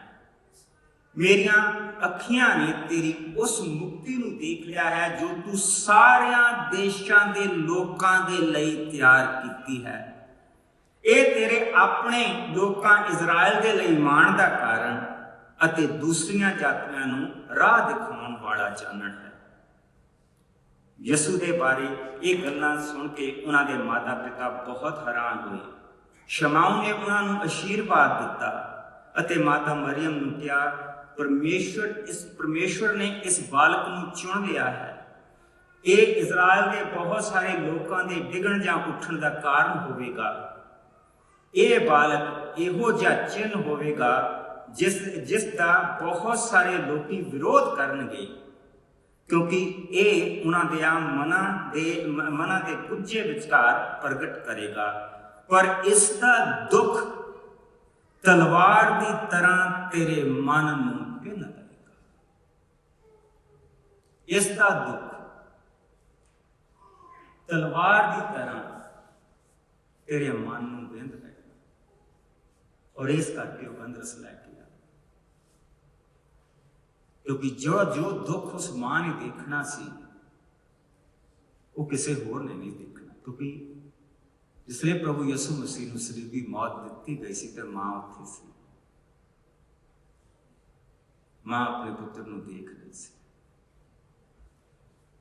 ਕਿ ਉਸਨੇ ਕਿਸੇ ਦਾ ਕੋਈ ਅਪਮਾਨ ਨਹੀਂ ਕੀਤਾ। ਉਸਨੇ ਕਿਸੇ ਨੂੰ ਕੋਈ ਦੁੱਖ ਨਹੀਂ ਦਿੱਤਾ। ਉਸਨੇ ਅੰਨ੍ਹਿਆਂ ਨੂੰ ਅੱਖਾਂ ਦਿੱਤੀਆਂ, ਭੁੱਖਿਆਂ ਨੂੰ ਰੋਟੀ ਦਿੱਤੀ, ਔਰ ਉਸਨੇ ਕਿਸੇ ਦੇ ਨਾਲ ਕੋਈ ਬੁਰਾਈ ਨਹੀਂ ਕੀਤੀ, ਕੋੜੀਆਂ ਨੂੰ ਰਾਜੀ ਕੀਤਾ। ਪਰ ਉਹ ਸਲੀਬ ਤੇ ਕਿਉਂ ਸਲੀਬ ਦੇ ਉੱਤੇ ਆ? ਕਿਉਂਕਿ ਯਿਸੂ ਮਸੀਹ ਆਇਆ ਹੀ ਇਸ ਦਿਨ ਦੇ ਲਈ ਸੀ। ਯਿਸੂ ਮਸੀਹ ਦੇ ਆਉਣ ਦਾ ਮਕਸਦ ਹੀ ਇਹ ਸੀ। ਹਰ ਇੱਕ ਦੇ ਆਉਣ ਦਾ ਇੱਕ ਮਕਸਦ ਹੁੰਦਾ। ਕੋਈ ਸਾਨੂੰ ਧਰਮ ਦੇਣ ਦੇ ਲਈ ਹੁੰਦਾ, ਕੋਈ ਧਰਮ ਨੂੰ ਬਚਾਉਣ ਦੇ ਲਈ ਹੁੰਦਾ। ਪਰ ਪ੍ਰਭੂ ਯਿਸੂ ਮਸੀਹ ਇਹਨਾਂ ਚੀਜ਼ਾਂ ਦੇ ਲਈ ਨਹੀਂ ਆਇਆ ਸੀ। ਉਹ ਪਾਪੀ ਨੂੰ ਮੁਕਤ ਕਰਨ ਦੇ ਲਈ ਆਇਆ ਸੀ। ਉਹ ਪਾਪ ਲੈਣ ਦੇ ਲਈ ਆਇਆ ਸੀ। ਕੋਈ ਕਿਸੇ ਦਾ ਪਾਪ ਨਹੀਂ ਲੈਂਦਾ। Nobody will take my sins. Only one will. ਕਿਉਂਕਿ ਉਹ ਆਇਆ ਹੀ ਇਸ ਮਕਸਦ ਦੇ ਲਈ। ਪ੍ਰਭੂ ਦੇ ਵਚਨ ਦੇ ਵਿੱਚ ਇਸ ਤਰ੍ਹਾਂ ਲਿਖਿਆ, ਇਹ ਪ੍ਰਭੂ ਯਿਸੂ ਮਸੀਹ ਦੇ ਆਉਣ ਤੋਂ 700 ਸਾਲ ਪਹਿਲਾਂ ਇੱਕ ਨਬੀ ਦੇ ਦੁਆਰਾ ਇਹ ਲਿਖਿਆ ਗਿਆ। ਔਰ ਇਸ ਚੈਪਟਰ ਨੂੰ ਮੈਂ ਪੜੂੰਗਾ, ਇਸ ਆਇਜ਼ਿਆ ਚੈਪਟਰ 53। ਅਗਰ ਕੋਈ ਮੈਨੂੰ ਪੁੱਛੇ, if anybody ask me which chapter is Christmas about, it's Isaiah 53। 700 ਸਾਲ ਪਹਿਲਾਂ ਉਹਨੂੰ ਦੱਸ ਦਿੱਤਾ ਗਿਆ ਸੀ ਕਿ ਇਸ ਦੀ ਮੌਤ ਕਿੱਦਾਂ ਹੋਏਗੀ। 700 ਸਾਲ, ਔਰ ਉਹ ਉਸ ਦਾ ਇੰਤਜ਼ਾਰ ਕਰਦੇ ਪਏ ਸੀ ਕਿ ਉਹ ਆਏਗਾ, ਉਹ ਸਾਡਾ ਪਾਪ ਲਏਗਾ, ਉਹ ਸਾਨੂੰ ਪਾਪ ਤੋਂ ਬਚਾਉਣ ਆਏਗਾ ਕਿ ਨਹੀਂ ਆਏਗਾ। ਔਰ ਪ੍ਰਭੂ ਦੇ ਵਚਨ ਦੇ ਵਿੱਚ ਇਸ ਤਰ੍ਹਾਂ ਲਿਖਿਆ ਕਿ ਪ੍ਰਭੂ ਆਪਣੇ ਪੁੱਤਰ ਦੇ ਬਾਰੇ ਇਹ ਦੱਸਦਾ ਪਿਆ ਕਿ ਉਹ ਕੌਣ ਹੋਏਗਾ। ਪ੍ਰਭੂ ਕਹਿੰਦਾ ਹੈ ਕਿ ਮੇਰਾ ਦਾਸ ਆਪਣੇ ਕੰਮ ਦੇ ਵਿੱਚ ਸਫਲ ਹੋਵੇਗਾ, ਉਹ ਉੱਚਾ ਕੀਤਾ ਜਾਵੇਗਾ ਤੇ ਅਤ ਮਹਾਨ ਹੋਵੇਗਾ। ਬਹੁਤ ਸਾਰੇ ਲੋਕ ਉਸ ਨੂੰ ਦੇਖ ਕੇ ਹੈਰਾਨ ਰਹਿ ਗਏ, ਕਿਉਂਕਿ ਉਸ ਦਾ ਰੂਪ ਇੰਨਾ ਵਿਗੜਿਆ ਹੋਇਆ ਸੀ ਕਿ ਉਸ ਨੂੰ ਮਾਨਵ ਕਹਿਣਾ ਵੀ ਕਠਿਨ ਸੀ। ਪਰ ਹੁਣ ਬਹੁਤ ਸਾਰੀਆਂ ਕੌਮਾਂ ਉਸ ਨੂੰ ਦੇਖ ਕੇ ਦੰਗ ਰਹਿ ਜਾਣਗੀਆਂ ਅਤੇ ਹੈਰਾਨੀ ਦੇ ਨਾਲ ਰਾਜਿਆਂ ਦੇ ਮੂੰਹ ਬੰਦ ਹੋ ਜਾਣਗੇ। ਉਹ ਇੱਕ ਇਹੋ ਜਿਹੀ ਚੀਜ਼ ਦੇਖਣਗੇ ਕਿ ਸਮਝਣਗੇ ਜਿਸ ਨੂੰ ਉਹਨਾਂ ਨੇ ਪਹਿਲਾਂ ਨਹੀਂ ਦੇਖਿਆ ਸੀ ਅਤੇ ਨਾ ਹੀ ਉਸ ਦੇ ਬਾਰੇ ਸੁਣਿਆ ਸੀ। ਲੋਕਾਂ ਨੇ ਉੱਤਰ ਦਿੱਤਾ, ਕੌਣ ਸਾਡੇ ਇਸ ਪ੍ਰਚਾਰ ਉੱਤੇ ਵਿਸ਼ਵਾਸ ਕਰੇਗਾ? ਕੌਣ ਪ੍ਰਭੂ ਦੇ ਹੱਥ ਨੂੰ ਇਸ ਦੇ ਵਿੱਚ ਦੇਖ ਸਕਦਾ ਹੈ? ਪਰ ਪ੍ਰਭੂ ਦੀ ਇਹੋ ਹੀ ਇੱਛਾ ਸੀ ਕਿ ਉਸ ਦਾ ਦਾਸ ਪੌਦੇ ਦੀ ਤਰ੍ਹਾਂ ਵਧੇ, ਜਿਸ ਦੀਆਂ ਜੜ੍ਹਾਂ ਸੁੱਕੀ ਧਰਤੀ ਦੇ ਵਿੱਚ ਹੋਣ। ਉਸ ਦਾ ਨਾ ਕੋਈ ਰੂਪ ਸੀ ਅਤੇ ਨਾ ਹੀ ਸੁੰਦਰਤਾ, ਜਿਸ ਕਾਰਨ ਅਸੀਂ ਉਸ ਦੇ ਵੱਲ ਦੇਖੀਏ, ਨਾ ਹੀ ਉਸ ਦੇ ਵਿੱਚ ਕੋਈ ਖਿੱਚ ਸੀ ਕਿ ਉਸ ਦੇ ਕੋਲ ਜਾਈਏ। ਅਸੀਂ ਉਸ ਦੀ ਨਿੰਦਾ ਕੀਤੀ ਅਤੇ ਉਸ ਨੂੰ ਰੱਦ ਦਿੱਤਾ। ਉਸ ਵੱਲ ਕਿਸੇ ਨੇ ਦੇਖਿਆ ਤੱਕ ਨਾ, ਉਸ ਦਾ ਅਸੀਂ ਕੁਝ ਮੁੱਲ ਨਾ ਪਾਇਆ, ਇਸ ਲਈ ਉਸ ਨੂੰ ਬੇਧਿਆਨ ਕਰ ਦਿੱਤਾ। ਸੱਚਮੁੱਚ ਉਸਨੇ ਸਾਡੇ ਗਮ ਲੈ ਲਏ ਅਤੇ ਸਾਡੀ ਥਾਂ ਸਾਡੇ ਦੁੱਖ ਸਹੇ, ਪਰ ਫਿਰ ਵੀ ਅਸੀਂ ਉਸ ਨੂੰ ਤੁੱਛ ਸਮਝਿਆ। ਅਸੀਂ ਸਮਝਿਆ ਕਿ ਪਰਮੇਸ਼ਰ ਨੇ ਉਸ ਨੂੰ ਸਜ਼ਾ ਦਿੱਤੀ ਹੈ, ਸੋ ਉਹ ਸਾਡੇ ਪਾਪਾਂ ਦੇ ਕਰਕੇ ਜ਼ਖਮੀ ਹੋਇਆ, ਸਾਡੇ ਅਪਰਾਧ ਦੀ ਮਾਰ ਉਸਨੇ ਖਾਧੀ। ਉਹਦੇ ਸਜ਼ਾ ਸਹਿਣ ਦੇ ਕਾਰਨ ਅਸੀਂ ਚੰਗੇ ਕੀਤੇ ਗਏ ਅਤੇ ਉਸਦੇ ਮਾਰ ਖਾਣ ਦੇ ਨਾਲ ਅਸੀਂ ਨਰੋਏ ਕੀਤੇ ਗਏ। ਤੁਸੀਂ ਜਿਸ ਵੇਲੇ ਅਸੀਂ ਪ੍ਰਭੂ ਦੇ ਕੋਲ whenever we seek healing from the Lord, ਜਿਹਦੇ ਅਸੀਂ ਪ੍ਰਭੂ ਤੋਂ ਕਹਿੰਦੇ ਹਾਂ ਕਿ ਪ੍ਰਭੂ ਸਾਨੂੰ ਤੰਦਰੁਸਤੀ ਦਾ ਦਾਨ ਦੇ। ਜਿਸ ਵੇਲੇ ਅਸੀਂ ਬਹੁਤ ਨੀਵੀਂ ਜਗ੍ਹਾ ਤੇ ਬੈਠੇ ਹੁੰਦੇ ਹਾਂ, ਡਿਪਰੈਸ਼ਨ ਦੇ ਵਿੱਚ ਬੈਠੇ ਹੁੰਦੇ ਹਾਂ, ਅਸੀਂ ਪ੍ਰਭੂ ਤੋਂ ਖੁਸ਼ੀ ਮੰਗਦੇ ਹਾਂ। ਕਿਉਂ ਯਿਸੂ ਦਿੰਦਾ? ਕਿਉਂਕਿ ਉਸਨੇ ਉਹ ਸਾਡੀਆਂ ਚੀਜ਼ਾਂ ਲਈਆਂ, ਉਸਨੇ ਉਹ ਸਾਡੀਆਂ ਚੀਜ਼ਾਂ ਲਈਆਂ। ਉਹ ਸਾਨੂੰ ਜੋਕ ਸੁਣਾ ਕੇ ਖੁਸ਼ ਨਹੀਂ ਕਰਦਾ, ਉਹ ਸਾਨੂੰ ਅੰਦਰੋਂ ਖੁਸ਼ੀ ਦਿੰਦਾ, ਕਿਉਂਕਿ ਉਸਨੇ ਆਪਣੀ ਖੁਸ਼ੀ ਜਿਹੜੀ ਸੀ ਉਹ ਸਾਡੇ ਲਈ ਰੱਖ ਲਈ, ਸਾਨੂੰ ਦਿੱਤੀ ਔਰ ਸਾਡੇ ਦੁੱਖ ਆਪਣੇ ਉੱਤੇ ਲੈ ਲਏ, ਸਾਡੇ ਰੋਜ਼ ਦੇ ਦੁੱਖ ਆਪਣੇ ਉੱਤੇ ਲੈ ਲਏ। ਇਸ ਕਰਕੇ ਵਚਨ ਕਹਿੰਦਾ ਕਿ ਸੱਚਮੁੱਚ ਉਸਨੇ ਸਾਡੇ ਗਮ ਲੈ ਲਏ ਅਤੇ ਸਾਡੇ ਥਾਂ ਉਸਨੇ ਦੁੱਖ ਸਹੇ, ਪਰ ਫਿਰ ਵੀ ਅਸੀਂ ਉਸ ਨੂੰ ਤੁੱਛ ਸਮਝਿਆ ਅਤੇ ਸਮਝਿਆ ਕਿ ਪਰਮੇਸ਼ਰ ਨੇ ਉਸ ਨੂੰ ਸਜ਼ਾ ਦਿੱਤੀ ਹੈ। ਉਹ ਸਾਡੇ ਪਾਪਾਂ ਦੇ ਕਾਰਨ ਜ਼ਖਮੀ ਹੋਇਆ, ਸਾਡੇ ਅਪਰਾਧਾਂ ਦੀ ਮਾਰ ਉਸਨੇ ਖਾਧੀ, ਪਰ ਉਹਦੇ ਸਜ਼ਾ ਸਹਿਣ ਦੇ ਕਾਰਨ ਅਸੀਂ ਚੰਗੇ ਕੀਤੇ ਗਏ ਅਤੇ ਉਸ ਦੀ ਮਾਰ ਖਾਣ ਦੇ ਨਾਲ ਅਸੀਂ ਨਰੋਏ ਕੀਤੇ ਗਏ। ਅਸੀਂ ਸਭ ਭੇਡਾਂ ਦੇ ਵਾਂਗ ਗੁਆਚ ਗਏ ਸਾਂ, ਪਰ ਸਾਡੇ ਵਿੱਚੋਂ ਹਰ ਇੱਕ ਨੇ ਆਪਣਾ ਰਾਹ ਲਿਆ, ਪਰ ਪ੍ਰਭੂ ਨੇ ਉਸ ਨੂੰ ਸਜ਼ਾ ਦਿੱਤੀ ਅਤੇ ਉਹ ਸਜ਼ਾ ਜੋ ਸਾਨੂੰ ਸਭ ਨੂੰ ਸਹਿਣੀ ਪੈਣੀ ਸੀ। ਪਾਪ ਦੀ ਸਜ਼ਾ ਕੀ ਹੈ? ਸਲੀਬ ਦੇ ਉੱਤੇ ਚੜਿਓ ਪ੍ਰਭੂ ਯਿਸੂ ਮਸੀਹ ਦੀ, ਅਗਰ ਤੁਹਾਨੂੰ ਕੋਈ ਪਿਕਚਰ ਦਿਸ ਪਏ ਤਾਂ ਉਹ ਪਾਪ ਦੀ ਸਜ਼ਾ, ਉਹ ਪਾਪ ਦੀ ਸਜ਼ਾ। ਇਹਨਾਂ ਚੀਜ਼ਾਂ ਨੂੰ ਠੱਠਿਆਂ ਦੇ ਨਾਲ ਨਹੀਂ ਉਡਾਇਆ ਜਾ ਸਕਦਾ। ਪਾਪ ਦੀ ਸਜ਼ਾ ਬਹੁਤ ਭਿਆਨਕ, ਬਹੁਤ ਭਿਆਨਕ, ਔਰ ਇਸ ਕਰਕੇ ਉਸ ਸਜ਼ਾ ਨੂੰ ਦੂਰ ਕਰਨ ਦੇ ਲਈ ਪ੍ਰਭੂ ਸਾਡੇ ਕੋਲ ਆਇਆ। ਅਸੀਂ ਸਭ ਦੇ ਸਭ ਭੇਡਾਂ ਦੇ ਵਾਂਗ ਗੁਆਚ ਗਏ ਸਾਂ ਅਤੇ ਸਾਡੇ ਵਿੱਚੋਂ ਹਰ ਇੱਕ ਨੇ ਆਪਣਾ ਰਾਹ ਲਿਆ, ਪਰ ਪ੍ਰਭੂ ਨੇ ਉਸ ਨੂੰ ਸਜ਼ਾ ਦਿੱਤੀ, ਉਹ ਸਜ਼ਾ ਜੋ ਸਾਨੂੰ ਸਭ ਨੂੰ ਸਹਿਣੀ ਪੈਣੀ ਸੀ। ਉਹ ਸਤਾਇਆ ਤੇ ਦੁਖੀ ਕੀਤਾ ਗਿਆ, ਪਰ ਉਸਨੇ ਆਪਣੇ ਮੂੰਹ ਦੇ ਵਿੱਚੋਂ ਇੱਕ ਸ਼ਬਦ ਨਾ ਕੱਢਿਆ। ਜਿਸ ਤਰ੍ਹਾਂ ਲੇਲਾ ਵੱਢੇ ਜਾਣ ਦੇ ਸਮੇਂ ਚੁੱਪ ਰਹਿੰਦਾ ਹੈ ਅਤੇ ਭੇਡ ਉੱਨ ਕਤਰਨ ਦੇ ਸਮੇਂ ਮੂੰਹ ਬੰਦ ਰੱਖਦੀ ਹੈ, ਉਸੇ ਤਰ੍ਹਾਂ ਉਸਨੇ ਮੂੰਹ ਬੰਦ ਰੱਖਿਆ। ਉਸ ਉੱਤੇ ਅਤਿਆਚਾਰ ਹੋਇਆ, ਉਸ ਨੂੰ ਮੌਤ ਦੀ ਸਜ਼ਾ ਦੇ ਕੇ ਲੈ ਜਾਇਆ ਗਿਆ, ਪਰ ਕਿਸੇ ਨੇ ਸੋਚਿਆ ਨਾ ਅਤੇ ਨਾ ਹੀ ਧਿਆਨ ਦਿੱਤਾ ਕਿ ਇਹ ਸਾਡੇ ਲੋਕਾਂ ਦੇ ਪਾਪਾਂ ਦੀ ਸਜ਼ਾ ਭੋਗ ਰਿਹਾ ਹੈ। ਉਸ ਦੀ ਕਬਰ ਦੁਸ਼ਟਾਂ ਦੇ ਨਾਲ ਰੱਖੀ ਗਈ ਅਤੇ ਉਹ ਅਮੀਰ ਦੀ ਕਬਰ ਦੇ ਵਿੱਚ ਦਫਨਾਇਆ ਗਿਆ, ਪਰ ਉਸਨੇ ਨਾ ਤਾਂ ਕੋਈ ਅਪਰਾਧ ਕੀਤਾ ਸੀ ਅਤੇ ਨਾ ਹੀ ਝੂਠ ਬੋਲਿਆ ਸੀ। ਗਰੀਬ ਆਦਮੀ ਫ੍ਰੈਂਕਿਨਸਾਈਜ਼ ਨਹੀਂ ਅਫੋਰਡ ਕਰ ਸਕਦਾ। ਅਸੀਂ ਪ੍ਰਭੂ ਦੇ ਵਚਨ ਦੇ ਵਿੱਚ ਦੇਖਦੇ ਹਾਂ ਕਿ ਪ੍ਰਭੂ ਯਿਸੂ ਮਸੀਹ ਨੂੰ ਇੱਕ ਬਹੁਤ ਅਮੀਰ ਵਪਾਰੀ ਦੀ ਕਬਰ ਦੇ ਵਿੱਚ ਰੱਖਿਆ ਗਿਆ ਸੀ, ਜਿਹੜੀ ਨਵੀਂ ਸੀ। और ਉਸੇ ਤਰ੍ਹਾਂ ਉਹਨਾਂ ਦੇ ਮਸਾਲੇ ਲਾ ਕੇ ਬੋਡੀ ਨੂੰ ਉਸ ਦੇ ਵਿੱਚ ਰੱਖਿਆ ਗਿਆ ਸੀ। ਗਰੀਬ ਇਹਨਾਂ ਚੀਜ਼ਾਂ ਨੂੰ ਅਫੋਰਡ ਨਹੀਂ ਕਰ ਸਕਦਾ ਸੀ। ਸੋ ਜਿਸ ਵੇਲੇ ਉਹ ਪ੍ਰਭੂ ਦੇ ਲਈ ਇਸ ਫ੍ਰੈਂਕਸੈਂਸ ਨੂੰ ਲੈ ਕੇ ਆਈ, ਗੰਧਰਸ ਨੂੰ ਲੈ ਕੇ ਆਈ, ਤਾਂ ਇਹ ਸਾਰੀਆਂ ਚੀਜ਼ਾਂ ਲੈ ਕੇ ਆਈ ਕਿ ਤੂੰ ਰਾਜਾ ਆ, ਤੂੰ ਪਰਮੇਸ਼ਵਰ ਇਸ ਧਰਤੀ ਦੇ ਉੱਤੇ ਆਇਆ ਔਰ ਤੂੰ ਸਾਡੀ ਮੌਤ ਦੀ ਸਜ਼ਾ ਭੋਗੇਗਾ, ਤੂੰ ਸਾਡੇ ਪਾਪਾਂ ਦੀ ਸਜ਼ਾ ਭੋਗੇਗਾ।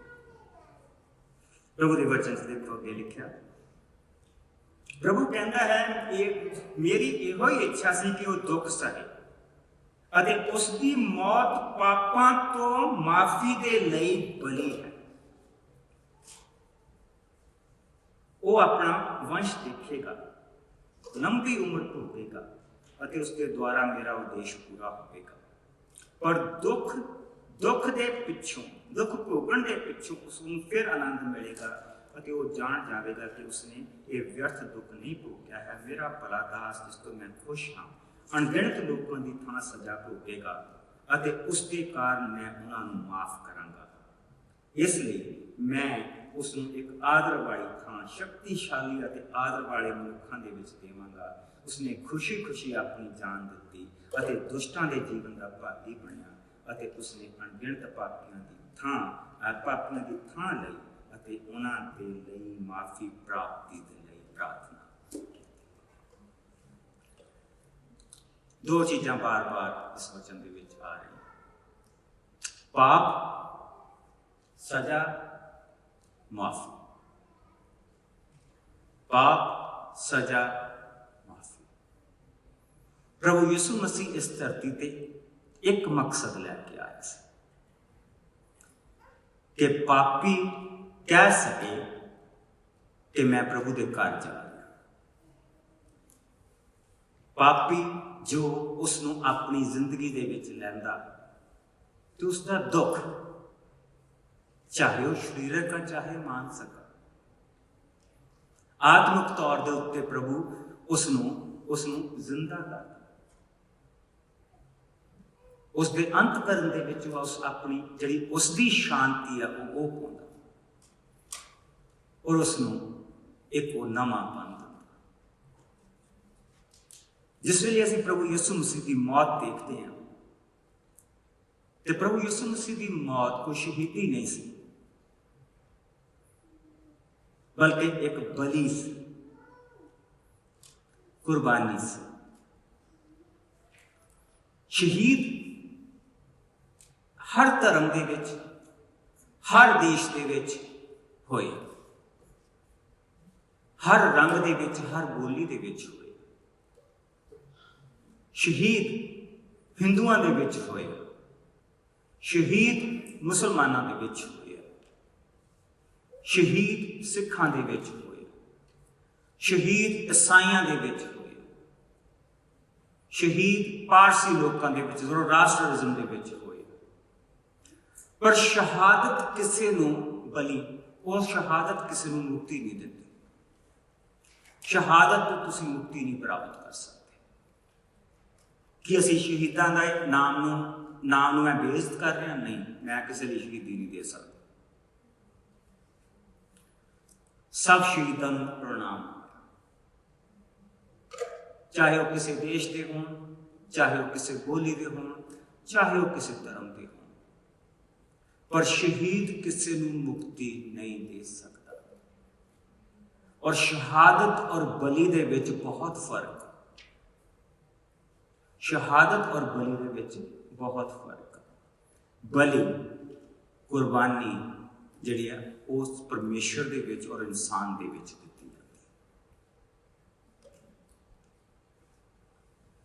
ਬਲੀ ਪਰਮੇਸ਼ਰ ਦੇ ਵਿੱਚ ਔਰ ਇਨਸਾਨ ਦੇ ਵਿੱਚ ਦਿੱਤੀ ਜਾਂਦੀ ਹੈ। ਉਹ ਜਿਹੜਾ ਸਾਡਾ ਉੱਪਰਲਾ ਰਿਸ਼ਤਾ ਉਸ ਨੂੰ ਠੀਕ ਕਰਨ ਦੇ ਲਈ ਦਿੱਤਾ ਜਾਂਦਾ ਹੈ। ਬਲੀ ਜਿਸ ਵੇਲੇ ਕੋਈ ਚੜਾਉਂਦਾ ਸੀ ਤਾਂ ਉਸਦੇ ਮੇਨ ਦੋ ਕਾਰਨ ਹੁੰਦੇ ਸੀ, ਜਾਂ ਖੁਸ਼ੀ ਦੀ ਬਲੀ ਜਾਂ ਪਾਪ ਦੀ ਬਲੀ। ਬਾਈਬਲ ਦੇ ਵਿੱਚ ਅਸੀਂ ਦੇਖਦੇ ਹਾਂ ਕਿ ਜਿਸ ਲਈ ਪਾਪ ਦੀ ਬਲੀ ਦਿੱਤੀ ਜਾਂਦੀ ਸੀ ਤਾਂ ਬਲੀ ਚੜਾਉਣ ਵਾਲਾ ਆਪਣੇ ਹੱਥ ਉਸ ਜਾਨਵਰ ਦੇ ਉੱਤੇ ਰੱਖਦਾ ਸੀ ਔਰ ਆਪਣੇ ਸਾਰਿਆਂ ਪਾਪਾਂ ਦਾ ਬੋਝ ਉਹਦੇ ਉੱਤੇ ਲੱਦ ਦਿੰਦਾ ਸੀ। और फिर वो परमेश्वर को सारे पापां की माफ़ी मंगता होया कहता सी कि मैं अपने पाप इस जानवर के उत्ते दिते। ये मासूम जिसनों मैं अपने हत्थों के नाल पालिया, ये मेरे पाप लैके जा रही है। और उसनों फॉर टाइम बीइंग प्रभु एक दूजा मौका दिंदा सी। जब खुशी की हुंदी सी उसने प्रभु तो कुछ मंगिया, प्रभु ने उसनों दिता। वो खुशी की बलि चढ़ाउंदा सी। ये इंसान दे विच ते परमेश्वर दे विच इहदा इक्को ही रस्ता। कुर्बानी जिहड़ी शहीदी हुंदी उसका सीधा रस्ता इस मैन टू मैन, जां देश के लिए, जां धर्म के लिए, जां किसी होर मकसद के लिए। यदा सिर्फ इंसानी जब तुसी अपने देश को आज़ाद कराने पाए, उस तो मुक्ति पैदा नहीं होती, उस तो पापां की माफ़ी पैदा नहीं होती, उस तो छुटकारा पैदा नहीं होता। ये जिहड़े लोकां नूं ये वचन दिते गए सी, यहूदियों को यह वचन दिते गए सी, वो सारी उम्र बलियां चढ़ाते आए सी, लेकिन उन्होंने इन्ना पता सी कि साडे कोल मुक्ति है नहीं। उन्होंने इन्ना पता सी कि हाँ साडे बजुर्गों के द्वारा सानू दसिया गया कि एक आएगा, एक आएगा। असी उसनू तुच्छ समझांगे, पर वो साडे लिए अपनी जान देगा, साडे लिए अपनी जान देगा। और सिर्फ वो ही नहीं, दूर दूर के देशों के लोग भी इंतजार करते पे सी कि कोई आने वाला है। जो भी माड़ा मोटी उन्होंने को ज्ञान सीगा, जो भी तारियां का ज्ञान सी, जो कुछ भी सी, एस्ट्रोलॉजी उन्होंने कोल सी, ज्योतिष का ज्ञान सी, उन्होंने पता सी कि कोई आने वाला, और वो इंतजार करते पे सी। दुनिया की दूसरी नुक्कड़ तो जो साडा देश आ, उथों वो लैके आए अपने नाल उसके लिए इनाम, सोना कि तू राजा है, तू राजा का राजा, तू साडी वर्शिप के योग आ, उपासना के योग अगर कोई है और तू। और क्यों तू उपासना के योग? क्योंकि तू साडियां पापां नूं लै, साडे पापां की माफ़ी के लिए अपनी जान दे, साडियां दुखां दे लई, साडे मानसिक दुखां दे लई, जो तेनू ते तेरी बेइज्जती की जाएगी, जो तेनू तेरे उत्ते थुकिया जाएगा, जो तेरे नाल कीता जाएगा, वो इस करके कीता जाएगा कि तू साडी मानसिकता दे नाल साडे नाल, तेनू मार इस करके पएगी कि साडे शरीर ते साडे जख्म ठीक, और तू मारिया इस करके जाएगा कि सानू जिंदगी। देखो बाइबल के अनुसार जब असीं वचन को पढ़ते हैं तो उसके विच एक चीज़ लिखी है, असीं देखते हैं उसके विच कि उत्थे 3 तरह की मौत सानू दसी। सब तो पहले शरीरक मौत, physical death, that just the spirit goes away. मिट्टी मिट्टी विच मिल जाती है, आत्मा प्रभु आत्मा जिथे उसकी डेस्टिनेशन आ, जे वो नरक दे उसने काम किए तो उत्थे चल जाती है। जे उसने प्रभु यीशु मसीह को अपनी जिंदगी दे विच लिया तो उसके पाप माफ आके वो कर चल जाते। दूसरी है जिहड़ी मौत आ, वो आत्मिक मौत। आत्मिक मौत जिस वेले स्पिरिचुअल डेथ जिस वेले किसी इंसान की होती है तो उसका शरीर बड़ा सोहना चलता फिरता, साह लेंदा, पर उसकी आत्मा मरदा। और असी सारे दे सारे जिसले पैदा होने आ, असी आत्मिक तौर पर मुर्दा पाप के कारण। और तीसरी है दूसरी मौत, द सेकंड डेथ। हर इंसान जिसके कोल माफी नहीं, उसने वो माफ़ी प्राप्त नहीं की, वो मुक्ति का दान प्राप्त नहीं किया जिहड़ा अज दे दिन सानू प्राप्त होया, उसकी वो मौत होएगी और उसनू नरकां दी अग किया जाता,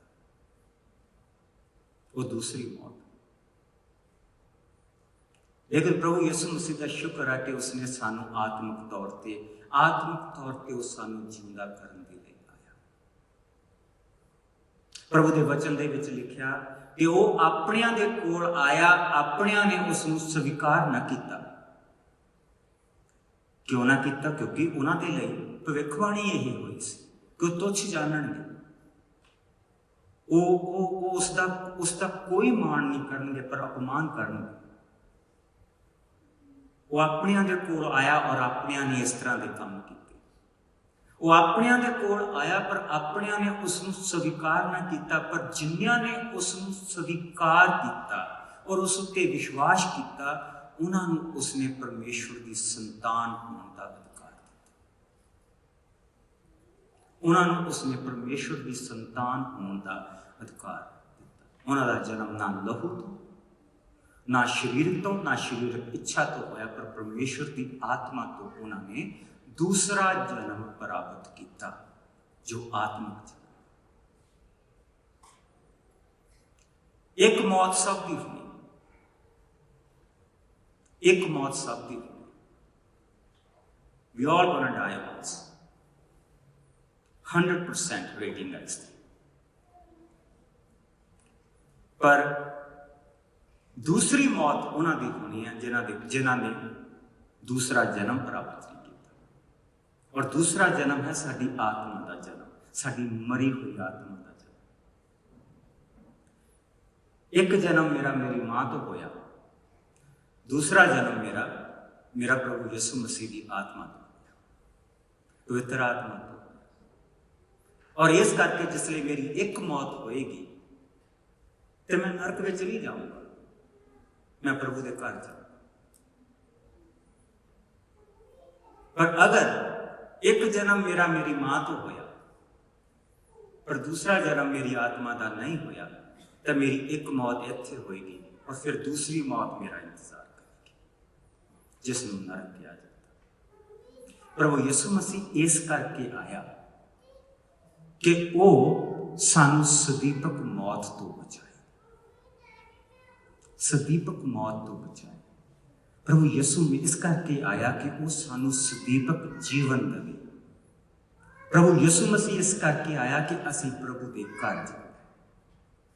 ਸੋ ਮੇਰੇ ਭੈਣੋ ਭਰਾਓ, ਇਸ ਚੀਜ਼ ਨੂੰ ਬੜੇ ਧਿਆਨ ਦੇ ਨਾਲ ਆਪਣੇ ਦਿਲ ਦੇ ਵਿੱਚ ਲੈ ਕੇ ਜਾਇਓ ਔਰ ਇਸ ਚੀਜ਼ ਨੂੰ ਜਾਣਨ ਦੀ ਕੋਸ਼ਿਸ਼ ਕਰਿਓ ਕਿ ਕਿਉਂ ਪ੍ਰਭੂ ਯਿਸੂ ਮਸੀਹ ਆਇਆ, ਉਸ ਦਾ ਰੀਅਲ ਕਾਰਨ ਕੀ ਹੈ। Is these lights? Yeah, they're good. Gifts, I love gifts. But the best gift is Jesus Christ. ਜਦੋਂ ਅਸੀਂ ਪਾਪੀ ਹੀ ਸੀ ਤਾਂ ਮਸੀਹ ਸਾਡੇ ਲਈ ਮੋਇਆ। ਜਦੋਂ ਮੈਂ ਪਾਪੀ ਸੀ ਤਾਂ ਪ੍ਰਭੂ ਯਿਸੂ ਮਸੀਹ ਉਸ ਵੇਲੇ ਮੇਰੇ ਲਈ ਮੋਇਆ। ਕਿਉਂ? ਕਿਉਂਕਿ ਪ੍ਰਭੂ ਦਾ ਵਚਨ ਦੱਸਦਾ, ਇਸ ਦੇ ਨਾਲ ਮੈਂ ਅੱਜ ਖਤਮ ਕਰੂੰਗਾ। ਇਹਨਾਂ ਸਭ ਨੂੰ ਦੇਖਦੇ ਹੋਏ ਅਸੀਂ ਕੀ ਕਹੀਏ? ਜੇਕਰ ਪਰਮੇਸ਼ਵਰ ਸਾਡੀ ਵੱਲ ਹੈ ਤਾਂ ਫਿਰ ਸਾਡੇ ਵਿਰੁੱਧ ਕੌਣ ਹੋ ਸਕਦਾ ਹੈ? ਇੱਥੋਂ ਤੱਕ ਕਿ ਉਸਨੇ ਆਪਣੇ ਇਕਲੌਤੇ ਪੁੱਤਰ ਨੂੰ ਵੀ ਪਿੱਛੇ ਨਾ ਛੱਡਿਆ, ਸਗੋਂ ਸਾਰਿਆਂ ਦੇ ਲਈ ਉਸ ਨੂੰ ਬਲੀ ਚੜਾ ਦਿੱਤਾ, ਤਾਂ ਫਿਰ ਇਸ ਦੇ ਨਾਲ ਬਾਕੀ ਸਭ ਕੁਝ ਸਾਨੂੰ ਨਹੀਂ ਦੇਵੇਗਾ? ਪਰਮੇਸ਼ਵਰ ਦੇ ਚੁਣਿਆ ਹੋਇਆਂ ਤੇ ਕੌਣ ਦੋਸ਼ ਲਾ ਸਕਦਾ ਹੈ? ਪਰਮੇਸ਼ਵਰ ਆਪ ਉਹਨਾਂ ਨੂੰ ਨਿਰਦੋਸ਼ੀ ਠਹਿਰਾਉਂਦਾ ਹੈ, ਸੋ ਉਹਨਾਂ ਤੇ ਕੌਣ ਦੋਸ਼ ਲਾ ਸਕਦਾ ਹੈ? ਇਹ ਯਿਸੂ ਮਸੀਹ ਹਨ ਜੋ ਮਰ ਗਏ ਸਨ।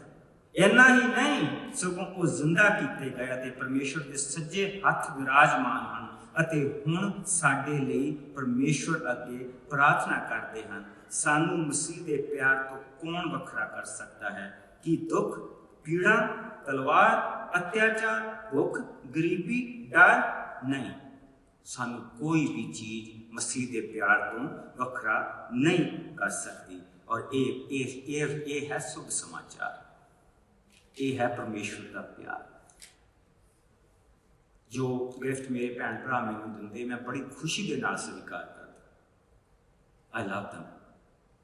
ਪਰ ਇੱਕ ਗਿਫਟ ਜਿਹੜਾ ਪ੍ਰਭੂ ਪਰਮੇਸ਼ਵਰ ਆਪ ਸਾਨੂੰ ਦਿੰਦਾ, ਜੋ ਪਰਮੇਸ਼ਵਰ ਦਿੰਦਾ, ਜੋ ਉਸਨੇ ਇਨਸਾਨ ਦੀ ਜਾਤ ਨੂੰ ਦਿੱਤਾ, ਉਹ ਹੈ ਯਿਸੂ ਮਸੀਹ ਦਾ ਗਿਫਟ। ਔਰ ਯਿਸੂ ਮਸੀਹ ਦੇ ਉਸ ਗਿਫਟ ਦੇ ਵਿੱਚ ਸਾਡੀ ਮੁਕਤੀ ਛੁਪੀ, ਯਿਸੂ ਮਸੀਹ ਦੇ ਉਸ ਗਿਫਟ ਦੇ ਵਿੱਚ ਸਾਡੀ ਸ਼ਾਂਤੀ ਛੁਪੀ, ਯਿਸੂ ਮਸੀਹ ਦੇ ਉਸ ਗਿਫਟ ਦੇ ਵਿੱਚ ਸਾਡੀ ਜ਼ਿੰਦਗੀ ਦਾ ਆਰਾਮ ਪ੍ਰਭੂ ਇੰਨਾ ਕੁਛ ਉਸਨੇ ਸਾਰਾ ਕੁਛ ਇਕੱਠਾ ਕਰਕੇ ਉਸਦਾ ਇੱਕ ਗਿਫਟ ਦੇ ਵਿੱਚ ਪਾ ਕੇ ਦਿੱਤਾ, ਇੱਕ ਨਾਮ ਦੇ ਵਿੱਚ ਪਾ ਕੇ ਦਿੱਤਾ, ਔਰ ਉਹ ਨਾਮ ਹੈ ਯਿਸੂ ਮਸੀਹ।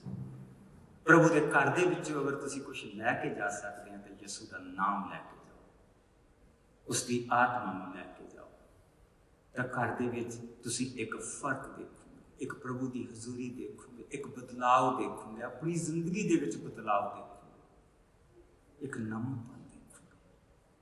ਮੇਰੀ ਸਭ ਦੇ ਅੱਗੇ ਹੋਈ ਦੁਆ ਕਿ ਸਾਡੇ ਵਿੱਚੋਂ ਕੋਈ ਅੱਜ ਪ੍ਰਭੂ ਦੇ ਘਰ ਚੋਂ ਖਾਲੀ ਹੱਥ ਨਾ ਜਾਏ, ਬਲਕਿ ਪ੍ਰਭੂ ਦੀ ਹਜ਼ੂਰੀ ਨੂੰ ਆਪਣੇ ਨਾਲ ਲੈ ਕੇ ਜਾਏ। ਪਿਆਰੇ ਪ੍ਰਭੂ, ਮੇਰੇ ਸਭ ਭੈਣਾਂ ਭਰਾਵਾਂ ਦੇ ਉੱਤੇ ਤੂੰ ਕਿਰਪਾ ਕਰੀ, ਔਰ ਆਪਣੀ ਸ਼ਾਂਤੀ, ਔਰ ਆਪਣੇ ਆਰਾਮ, ਔਰ ਆਪਣੀ ਦਇਆ, ਔਰ ਸਭ ਤੋਂ ਜ਼ਿਆਦਾ ਪ੍ਰਭੂ ਜੀ ਪਵਿੱਤਰ ਆਤਮਾ ਦੇ ਵਿੱਚ ਆਪਣੇ ਪੁੱਤਰ ਨੂੰ ਇਹਨਾਂ ਦੇ ਦਿਲਾਂ ਦੇ ਵਿੱਚ ਪਾ ਕੇ ਇਸ ਘਰ ਦੇ ਵਿੱਚੋਂ ਕਰੀ। ਯਿਸੂ ਮਸੀਹ ਦੇ ਮਿੱਠੇ ਪਿਆਰੇ ਨਾਮ 'ਚ ਇਸ ਵੇਲੇ ਅਸੀਂ 2 ਭਜਨ ਹੋਰ ਭੈਣਾਂ ਕੋਲੋਂ ਸੁਣਾਂਗੇ। मेरी दुआ है कि एक दिन हर कोई बैठे बैठा है अपने आप में ये कह सके कि मेरे लिए मसीह ने किया, मसीह ने किया है जो मेरे लिए, पूछो मैनू मैं गवाही देवांगी, ईसा है कौन मैनू पूछो, गा के गीत दसांगी, मसीह ने किया है जो मेरे लिए, क्यों दे परमेश्वर दा इकलौता बेटा है, शब्द जो देहधारी होया, सिरजनहार है ओ, पापियां लई मर के जी उठया, अनंत जीवन है ओ, स्वर्गानु छट धरती ते आया, इंसान रूप च नजर आया, स्वर्गानु छट धरती ते आया, इंसान रूप च नजर आया, मसीह ने किया है जो मेरे लिए, चांदन बन के आया मसीह, अंधेरे चुन फिरा मैनू, स्वर्ग दे राज दी खुशखबरी ओने समझाई मैनू, अपने लहू दे नाल मोल तार के बख्शी है माफी मैनू, नरकां चों सानू बचावण दा उपाय करन आया दुनिया च ओ, नरकां चों सानू बचावण दा उपाय करन आया दुनिया च ओ, मसीह ने किया है जो मेरे लिए, शरीर विच ओ प्रगट होया, आत्मा च धर्मी ठहरिया, अल्फा ते ओमेगा है, आद ते अंत है ओ, मुर्दियां विचों जी उठ के मौत उसने हराया है,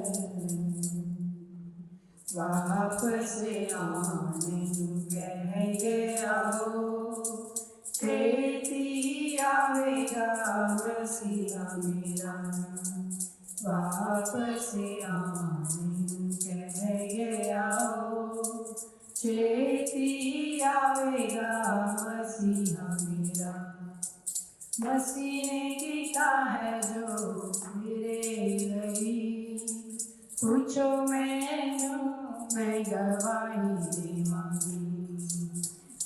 ईसा है कौन मैनू पूछो गा के गीत अज दसांगी मसीह ने किया है जो मेरे लिए।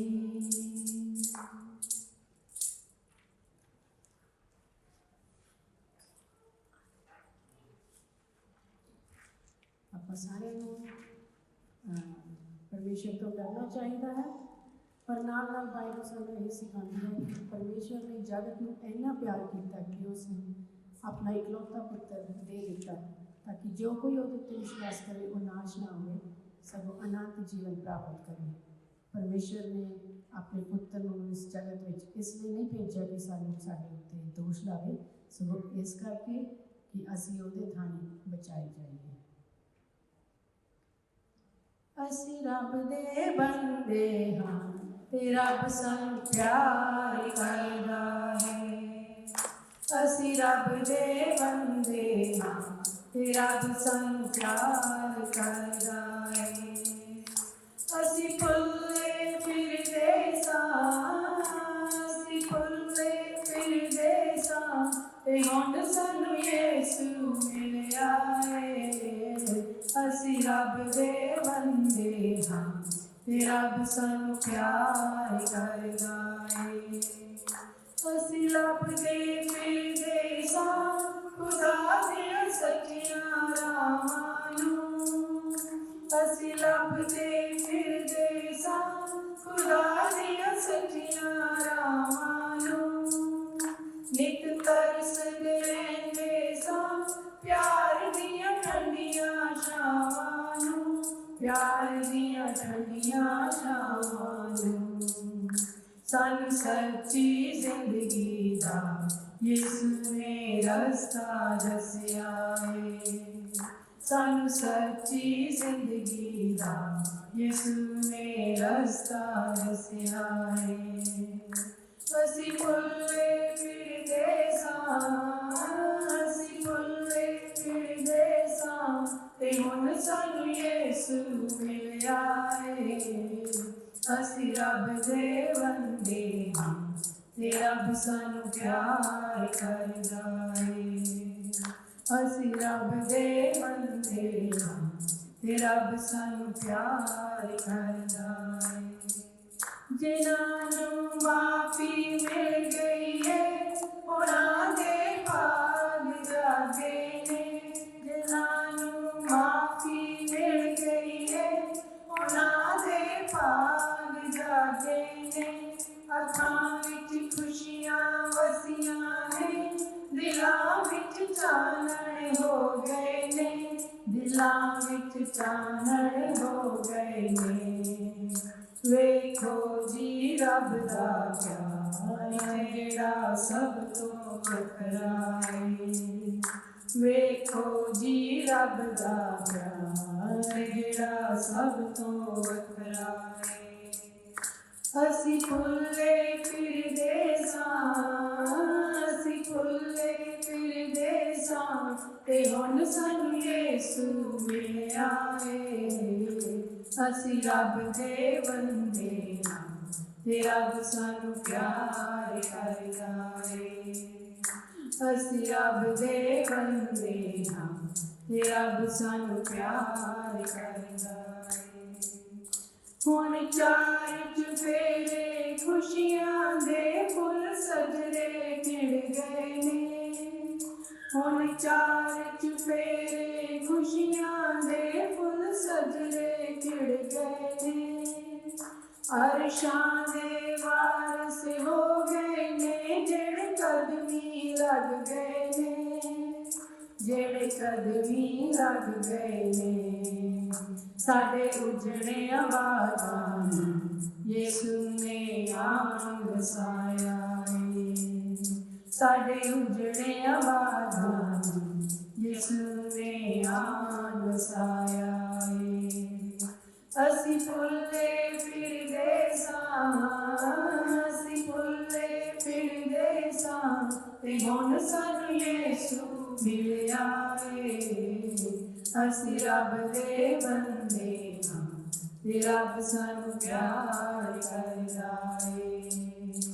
ਅਸੀਂ ਰੱਬ ਦੇ ਬੰਦੇ ਹਾਂ ਤੇ ਰੱਬ ਸਾਨੂੰ ਪਿਆਰ ਕਰਦਾ ਏ। ਤੇ ਰੱਬ ਸਾਨੂੰ ਪਿਆਰ ਕਰਦਾ ਏ। ਹਾਂ ਰੱਬ ਸਾਨੂੰ ਪਿਆਰ ਕਰਦਾ ਏ। ਇਸ ਤੋਂ ਪਹਿਲਾਂ ਕਿ ਮੈਂ ਅਰਦਾਸ ਕਰਾਂ, ਮੈਂ ਚਾਹੁੰਦਾ ਕਿ ਭੈਣ ਤਰਨਜੀਤ ਆ ਕੇ ਜੋ ਵੀ ਖਾਣੇ ਦਾ ਕੋਈ ਪ੍ਰੋਗਰਾਮ ਹੈ ਉਹ ਦੱਸ ਦੇਵੇ, ਤਾਂ ਕਿ ਫਿਰ ਮੈਂ ਬਾਅਦ ਵਿੱਚ ਅਰਦਾਸ ਕਰਾਂ। ਖਾਣਾ ਬਾਹਰ ਸੈਟਅਪ ਕਰ ਦਿੱਤਾ ਗਿਆ ਹੈ ਤੇ ਤੁਸੀਂ ਸਾਰੇ ਜਾਣੇ ਇਸ ਡੋਰ ਦੇ ਵਿੱਚੋਂ ਦੀ ਬਾਹਰ ਜਾਣਾ, ਖਾਣਾ ਲੈ ਕੇ ਉਸ ਡੋਰ ਦੇ ਵਿੱਚੋਂ ਦੀ ਅੰਦਰ ਆਉਣਾ ਹੈਗਾ ਤੇ ਮਾਸਕ ਆਪਣੇ ਪਾ ਕੇ ਰੱਖਣੇ। ਪਰ ਜਦੋਂ ਤੁਸੀਂ ਖਾਣਾ ਖਾਣਾ ਉਦੋਂ ਤੁਸੀਂ ਆਪਣੇ ਮਾਸਕ ਲਾ ਸਕਦੇ ਆ। ਤੇ ਤੁਸੀਂ ਵਾਸ਼ਰੂਮ ਜਾਣਾ ਤੇ ਤੁਸੀਂ ਸੱਜੇ ਪਾਸੇ ਮੁੜ ਸਕਦੇ ਹੋ, ਉਧਰ ਵਾਸ਼ਰੂਮ ਹੈਗੇ। Thank you. ਮੈਂ ਬੜਾ ਹੀ ਪ੍ਰਭੂ ਦਾ ਸ਼ੁਕਰ ਤੇ ਧੰਨਵਾਦ ਕਰਦਾ, ਜਿਸ ਤਰ੍ਹਾਂ ਬਚਨ ਚੋਂ ਪੜ੍ਹਿਆ ਸੀ ਪ੍ਰਭੂ ਯਿਸੂ ਮਸੀਹ ਨੇ ਕਿਹਾ ਸੀ, ਜਿੱਥੇ 2 ਜਾਂ 3 ਮੇਰੇ ਨਾਮ ਵਿੱਚ ਇਕੱਠੇ ਹੋਣ ਮੈਂ ਉਹਨਾਂ ਦੇ ਵਿਚਕਾਰ ਹਾਂ। ਸੋ ਬੜਾ ਹੀ ਪ੍ਰਭੂ ਦਾ ਸ਼ੁਕਰ ਤੇ ਧੰਨਵਾਦ ਕਰਦੇ ਹਾਂ ਕਿ ਪ੍ਰਭੂ ਨੇ ਆਪਣਾ ਆਤਮਾ, ਜੋ ਪ੍ਰਭੂ ਦਾ ਆਤਮਾ ਹੈ, ਉਹਦੇ ਰਾਹੀਂ ਸਾਡੀ ਅਗਵਾਈ ਕੀਤੀ ਕਿ ਸਾਰਾ ਇਹ ਸਮਾਂ ਬਹੁਤ ਵਧੀਆ ਰਿਹਾ। ਔਰ ਮੈਂ ਉਹਨਾਂ ਭੈਣ ਭਰਾਵਾਂ ਦਾ ਵੀ ਬੜਾ ਧੰਨਵਾਦੀ ਹਾਂ ਜਿਨ੍ਹਾਂ ਨੇ, ਬੇਸ਼ੱਕ ਉਹ ਅੱਗੇ ਨਹੀਂ ਆਏ ਸਟੇਜ ਤੇ, ਪਰ ਪਿੱਛੋਂ ਰਹਿ ਕੇ ਉਹਨਾਂ ਨੇ ਕਾਫੀ ਕੰਮ ਕੀਤਾ, ਜਿਨ੍ਹਾਂ ਨੇ ਖਾਣੇ ਵਿੱਚ ਮਦਦ ਕੀਤੀ ਜਾਂ ਹੋਰ ਕਿਸੇ ਕਿਸਮ ਦੀ ਜਿਨ੍ਹਾਂ ਨੇ ਵੀ ਮਦਦ ਕੀਤੀ। ਪ੍ਰਭੂ ਉਹਨਾਂ ਨੂੰ ਵੀ ਬਹੁਤ ਆਸ਼ੀਸ਼ ਔਰ ਬਰਕਤ ਦੇਵੇ। ਇਸ ਵੇਲੇ ਆਪਾਂ ਦੁਆ ਕਰਾਂਗੇ ਔਰ ਇੱਕ ਭੈਣ ਪਿੱਛੇ ਹੱਥ ਖੜਾ ਕਰਦੀ ਹੈ। ਹਾਂਜੀ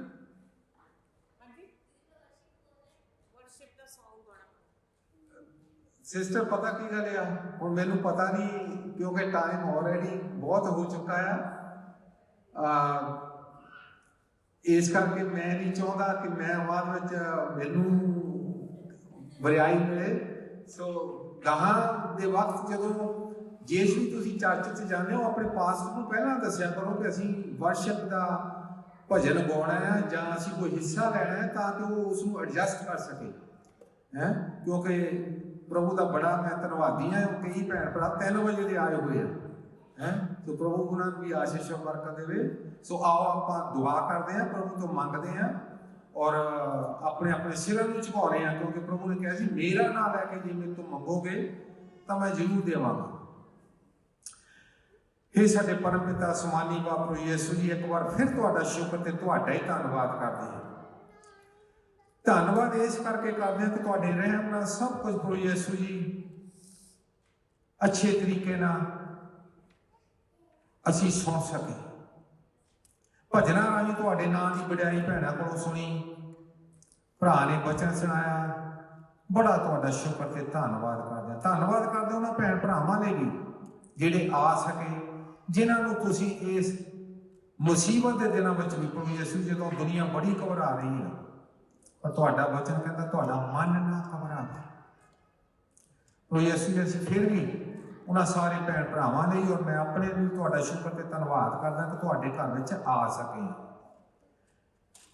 ਜਦੋਂ ਜਿਨ੍ਹਾਂ ਭੈਣ ਭਰਾਵਾਂ ਨੇ ਖਾਣਾ ਪਰੋਸਿਆ ਉਹਨਾਂ ਨੂੰ ਆਸ਼ੀਸ਼ ਔਰ ਬਰਕਤ ਦੇਣਾ। ਜਦੋਂ ਅਸੀਂ ਖਾਣਾ ਖਾਈਏ ਤੁਹਾਡਾ ਰਹਿਮ ਤੇ ਮਿਹਰ ਭਰਿਆ ਸਾਡੇ ਤੇ ਬਣੇ ਰਹੇ। ਇਸ ਸਮੇਂ ਲਈ ਇੱਕ ਵਾਰ ਫਿਰ ਤੁਹਾਡਾ ਸ਼ੁਕਰ ਤੇ ਤੁਹਾਡਾ ਧੰਨਵਾਦ ਕਰਦਾ ਆਪਣੇ ਸਾਰੇ ਭੈਣ ਭਰਾਵਾਂ ਲਈ, ਛੋਟੇ ਬੱਚਿਆਂ ਤੋਂ ਲੈ ਕੇ ਬਜ਼ੁਰਗਾਂ ਤੱਕ ਦੇ ਸਭ ਤੇ ਤੁਹਾਡਾ ਰਹਿਮ ਹੋਵੇ। ਤੁਹਾਡਾ ਹੀ ਆਤਮਾ ਬਾਕੀ ਦੇ ਸਮੇਂ ਵਿੱਚ ਵੀ ਸਾਡੀ ਅਗਵਾਈ ਕਰੇ ਕਿ ਜਦੋਂ ਅਸੀਂ ਕਿਸੇ ਭੈਣ ਭਰਾ ਨਾਲ ਗੱਲਬਾਤ ਕਰੀਏ ਤਾਂ ਤੁਹਾਡੀ ਹਜ਼ੂਰੀ ਵਿੱਚ ਰਹਿ ਕੇ ਡਰਦੇ ਹੋਏ ਕਰੀਏ। ਅਸੀਂ ਇੱਕ ਦੂਸਰੇ ਲਈ ਆਸ਼ੀਸ਼ ਔਰ ਬਰਕਤ ਦਾ ਕਾਰਨ ਬਣੀਏ, ਠੋਕਰ ਦਾ ਨਾ ਬਣੀਏ। ਸਾਡੀ ਮਦਦ ਕਰਨਾ। ਇਸ ਦੁਆ ਨੂੰ ਮੈਂ ਪ੍ਰਭੂ ਯਿਸੂ ਤੁਹਾਡੇ ਪਿਆਰ ਔਰ ਮਿੱਠੇ ਨਾਮ ਵਿੱਚ ਮੰਗਦਾ ਔਰ ਇਹ ਵੀ ਬੇਨਤੀ ਕਰਦਾ, ਜਦੋਂ ਅਸੀਂ ਇੱਥੋਂ ਆਪਣੇ ਆਪਣੇ ਘਰਾਂ ਨੂੰ ਜਾਈਏ ਤੁਸੀਂ ਸਾਡੀ ਅਗਵਾਈ ਕਰਨਾ ਕਿ ਅਸੀਂ ਸਹੀ ਸਲਾਮਤ ਆਪਣੇ ਘਰਾਂ ਤੱਕ ਪਹੁੰਚ ਜਾਈਏ। ਇਹ ਸਭ ਕੁਝ ਪ੍ਰਭੂ ਯਿਸੂ ਤੁਹਾਡੇ ਪਿਆਰ ਔਰ ਮਿੱਠੇ ਨਾਮ ਵਿੱਚ ਮੰਗਦਾ, ਸੁਣੋ ਤੇ ਕਬੂਲ ਕਰੋ। ਆਮੀਨ।